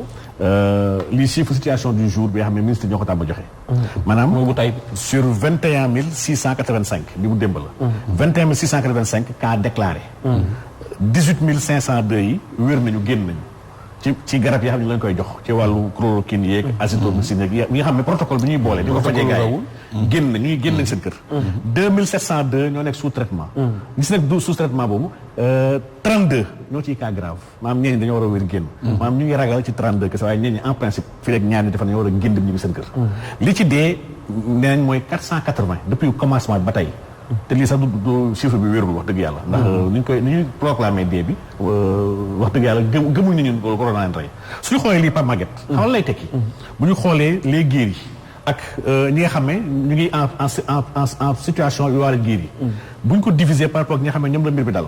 ëpp na 97%. maanaam 98,3% mooy wér bi fii Sénégal. waaye ñun bu ñu amee 98%. wér ci chloroquine yeeg et cetera. bu ñu doyee vaccin bi nga xam ne ñii ay 70% la ñu wax ak ñii 94,5% rek. loolu lañ ko war a doyee. donc man vaccin bi nag man dama jàpp ne am na ñetti mbir yoo xam ne dinañ ko ci wax. yoo xam ne vraiment de manière ramassée. bi si jiitu protocole bi sànq wàcc mu ngi koy wax sànq. vaccin yëpp ci àdduna bi. pour defar vaccin bu mucc ayib yoo xam ne wax dëgg yàlla mucc na ayib. c'est entre 5 ans ba 10 ans sax en réalité. ça tourne autour de 7 ans. lii vaccin bâclé la. vaccin bi matul at dañ ko bàkkale muy benn principe bu ñu bëgg a jëfandikoo yaa ngi seetlu ni pour la première fois dafa mel dafa am concurrence maanaam lii kon c'est une réalité stratégique lii benn concurrence géopolitique la bu am diggante dëkk yi kenn ku nekk explorer benn méthode maanaam méthode bi ñu bëgg a andi bi ñu xam ne njëkkoon wax Sénégal muy vaccin à ARN yoo xam ne Pfizer la ak Moderna vaccin yooyu ñi ko bind maanaam ñi dañoo y a plus de 100 médecins dañoo bind mu leer lépp li nga xam ne mooy test yu ñu ci def wax nañ ne amuñ si dara lu leen leer ñoom ñoo ko bind lii c'est publié dans England Journal of Medicine. ils l'ont publié c'est des professeurs yoo xam ne ñoom ñoo liggéey ci vaccin yi. nee nañ amul dara lu wér ni soo ko amee doo ko amat. su la ko vacciné dara leerul ni di nga ko wàll keneen. dara garanti wul ni tam su la ko vacciné doo daanate yow après. entreprise yi defar garab yi. ñoom jéem nañ dem seeti américain ak tubaab yi jéem a ut dérogation. mais comme que dañoo yàqamti gaawal defar vaccin bi. lépp luy effet secondaire wala ay yàq-yàq wala ay gaañu-gaañu bu war a yàq doomu aadama ci vaccin bi. ñoom duñu ci am benn responsabilité. état yi signé leen ko. lii gulet la. maanaam soo joxee vaccin boo amee ay jafe-jafe. xanaa yaa ko war a endossé. donc vaccin bi wanewul efficacité ci ñi nga xam ne ay xale lañu. ci jigéen yi nga xam ne dañoo nekk en état. ak si ñi nga xam ne c'est des immunodéficients ñëpp wax dëgg yàlla wanewul si ñoom efficacité.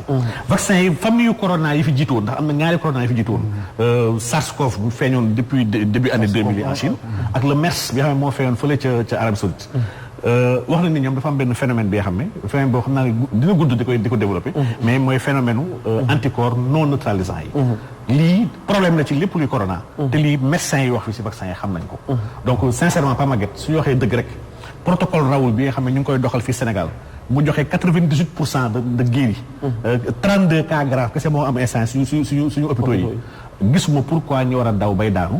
peut-être États-Unis wala France di am ay millions et millions ak ay junne yu dee.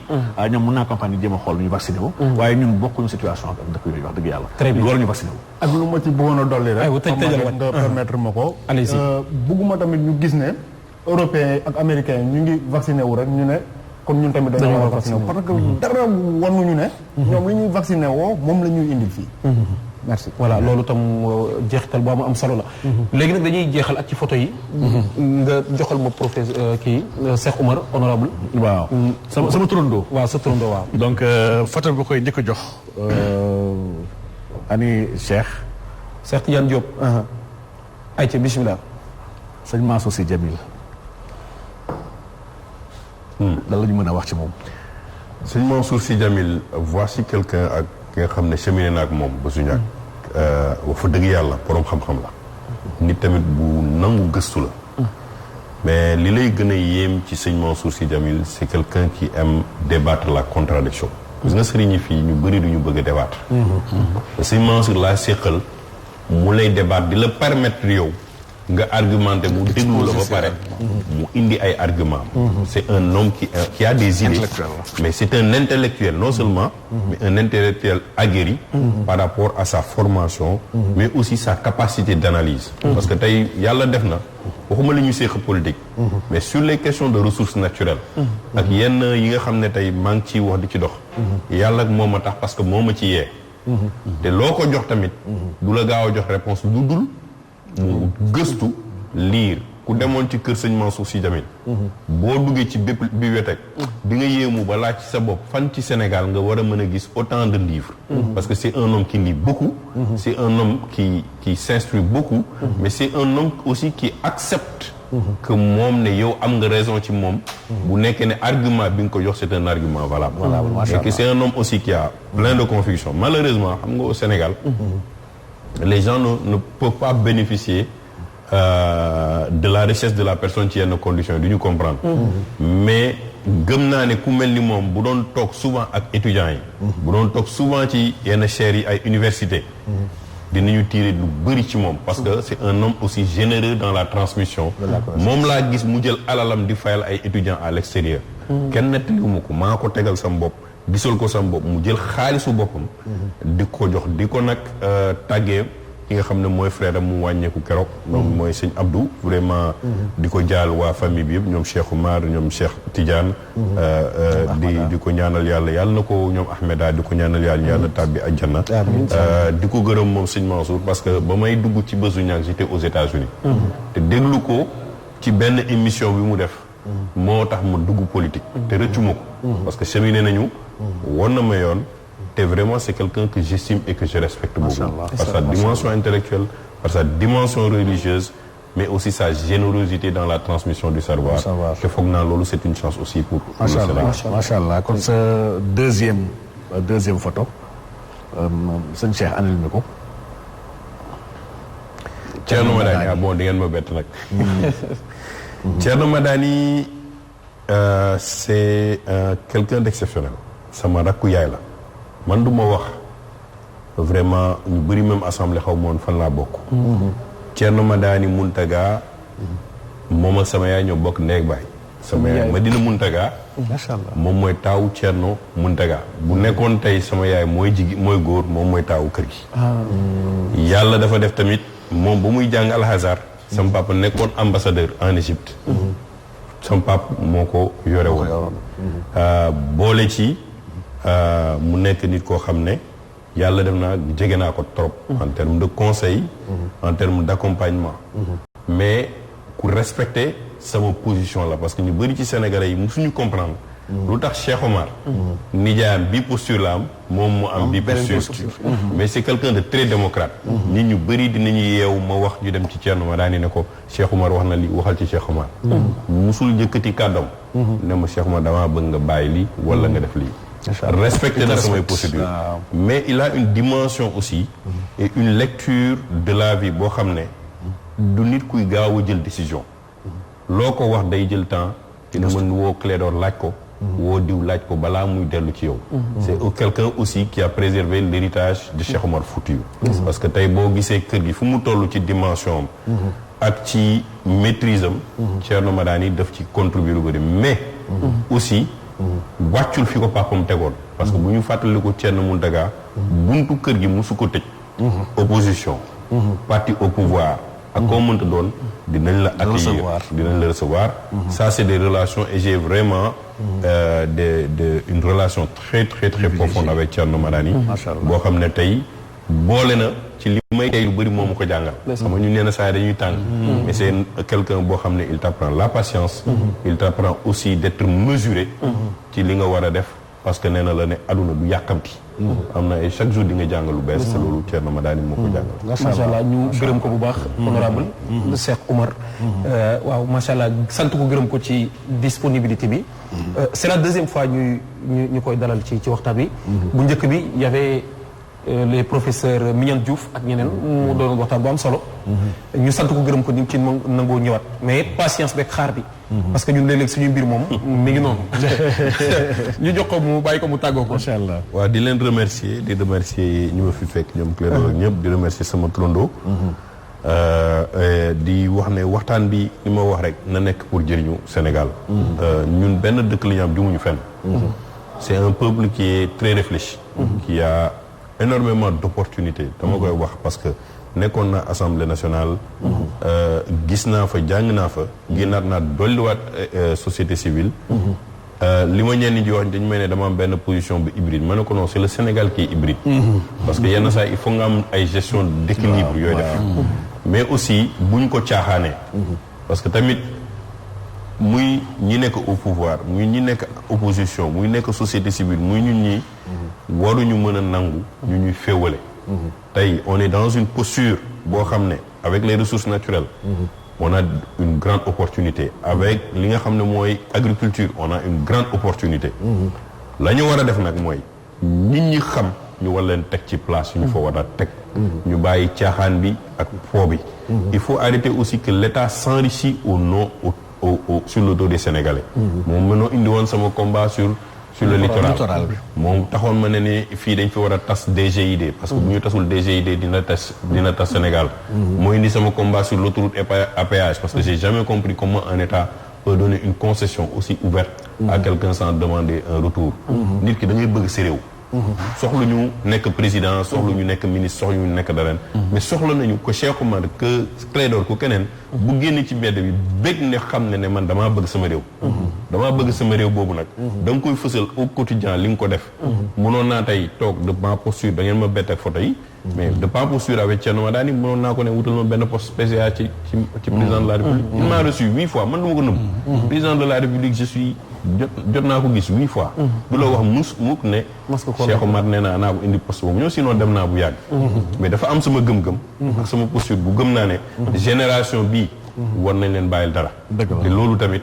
war nañu waat defaraat jikko yi ba nga xam ne du alal moo ñu war a jiite. mais defar suñu réew. ba ñu mën ko léegi ay génération future. jërëjëf Cheikh Oumar jërëjëf yow itam. Cheikh professeur. waaw macha allah jërëjëf Pape Maguette amoon nañ mbégte lool teew fi ak gan yu tedd yu am solo yi. muy investigateur sëñ Wàcc. ci moom lay ñëw sax ak Cheikh Oumar nga xam ne combat patriotique yu bëri bëri. man ci laa ko njëkk a xam. avant ñiy toog tey. donc ci littoral bi ci beaucoup de combats yi xam ne mooy réellement les questions de l'heure yi xam ne moo war a ñor askan wi. donc di ko ñaan léegi yàlla dëgëral ko. yàlla sàmm ko. yàlla bëri la ay Cheikh Oumar yu mel ni moom. sax am na njëriñ trop pour réew mi. waaw borom jaasi la. waaw macha allah. voilà ñu dem kon ci Mame Birame Wathie seetal ko ñaari photo ñu ko indil bi ci njëkk kan la.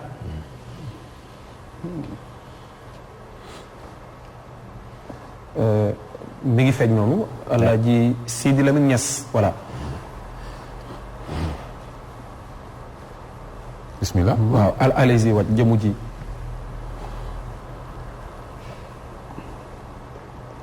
Sidi day.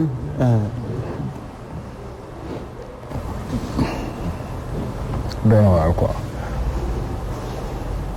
doo ñu mën a wax ci moom. doo ci jàpp loo ci fàttaliku. Sidi boobu wax si moom day doy waar quoi. du yomb ci yow. day doy waar quoi. day doy waar quoi. waaw ñu dinañ comprendre ndax nag moom bi fi góor gi nekk lu ci bëri sax léeg-léeg ñooy wàccandoo escalier yi wàcc duggandoo oto góor gi. voilà gis naa bi ñu bindee livre am bi moom si dafa am ñoom ñaar ko bindandoo woon ci bind mi ci jàppalante lu bëree bëri. xam naa ne kon ñu bàyyi boobu noonu. seet beneen photo bi kan la xam naa nag xëy na ñaar yëpp noonu lay mel ci yow ndax ki ci des itam wóor na ma ne noonu la meloon ci yow ñu seet keneen ki seet yóbbu kan la. Abdourahmane Camara. waaw Abdourahmane Camara. le doyen waaw. manqué ñu lool vraiment am taxawaay bu rëy bu mu amoon Walfadjri man mun naa wax ne sama dugg si kër gi pratiquement si loxoom la jaar. mu nekk nit koo xamante ni marqué woon nañu trop ci bëgg liggéeyam. ci gëm yàlla. ci jaamu yàlla. ci professionnalisme. vraiment ñaari photo yi nga génne nii moom ñu ma marqué trop la ñu quoi. waaw. macha allah kon nag mat na sëkk xanaa ñu sant la gërëm la rek ci disponibilité ndax xam naa ne jot moom amoo ko. dëgg la jërëjëf maa ngi kii Sénégal. Clédor amoon nañ mbégte dalal la yow itam ci waxtaan wi yow moom doo am ci photo yi ndax. bu gan. waaw doo gan. moom gàng la. doo gan waaw moom daal. bii di ñëw nag incha allah ñu waxtaanaat ci li nga xam ne moom mooy gestion suñu ressources naturelles yi. incha allah voilà incha allah daañ koo seetaat gën koo yaatal ndax bi ñu ko commencé ñu bari bëggoon nañu eggale ko. waaw bu ko defee nag xam naa lii moom lu fi bees la moom Aquaterra nga xam ne kon ñi ngi jàppale Walfadjri ci di ko accompagner. macha allah di lu am solo kon ñëpp seet ko rek sant nañu gërëm bu baax ñëpp Serigne Cheikh Tidiane Diop mi fare woon ci régie bi ànd ceeg Serigne Amdi Sidibé sëñ Mballo mi ngi fa woon mais ci caméra doyen Saliou Bey ñi ngi koy gërëm bu baax a baax ak Mami Kanté mi mu àndaloon ak itam ñi ci nekkoon yëpp ku ci mel ni Ibou Gueye gisoon naa ko fi ak Babacar Diouf ak mboolem ñi nga xam ne ñoom ñoo ne ci mbir mi Ousin Sall ci décoration sant na gërëm invité yi sant samay chroniqueur macha allah di leen gërëm bu baax ci topp geeg teewlu gi àllarba bii di ñëw incha allah ba tey ci Walfadjri Grand Place daañu waxtaanee leneen ba tey du soxla réew mi ñu ngi leen di sant di leen gërëm jërë ngeen jëf macha allah.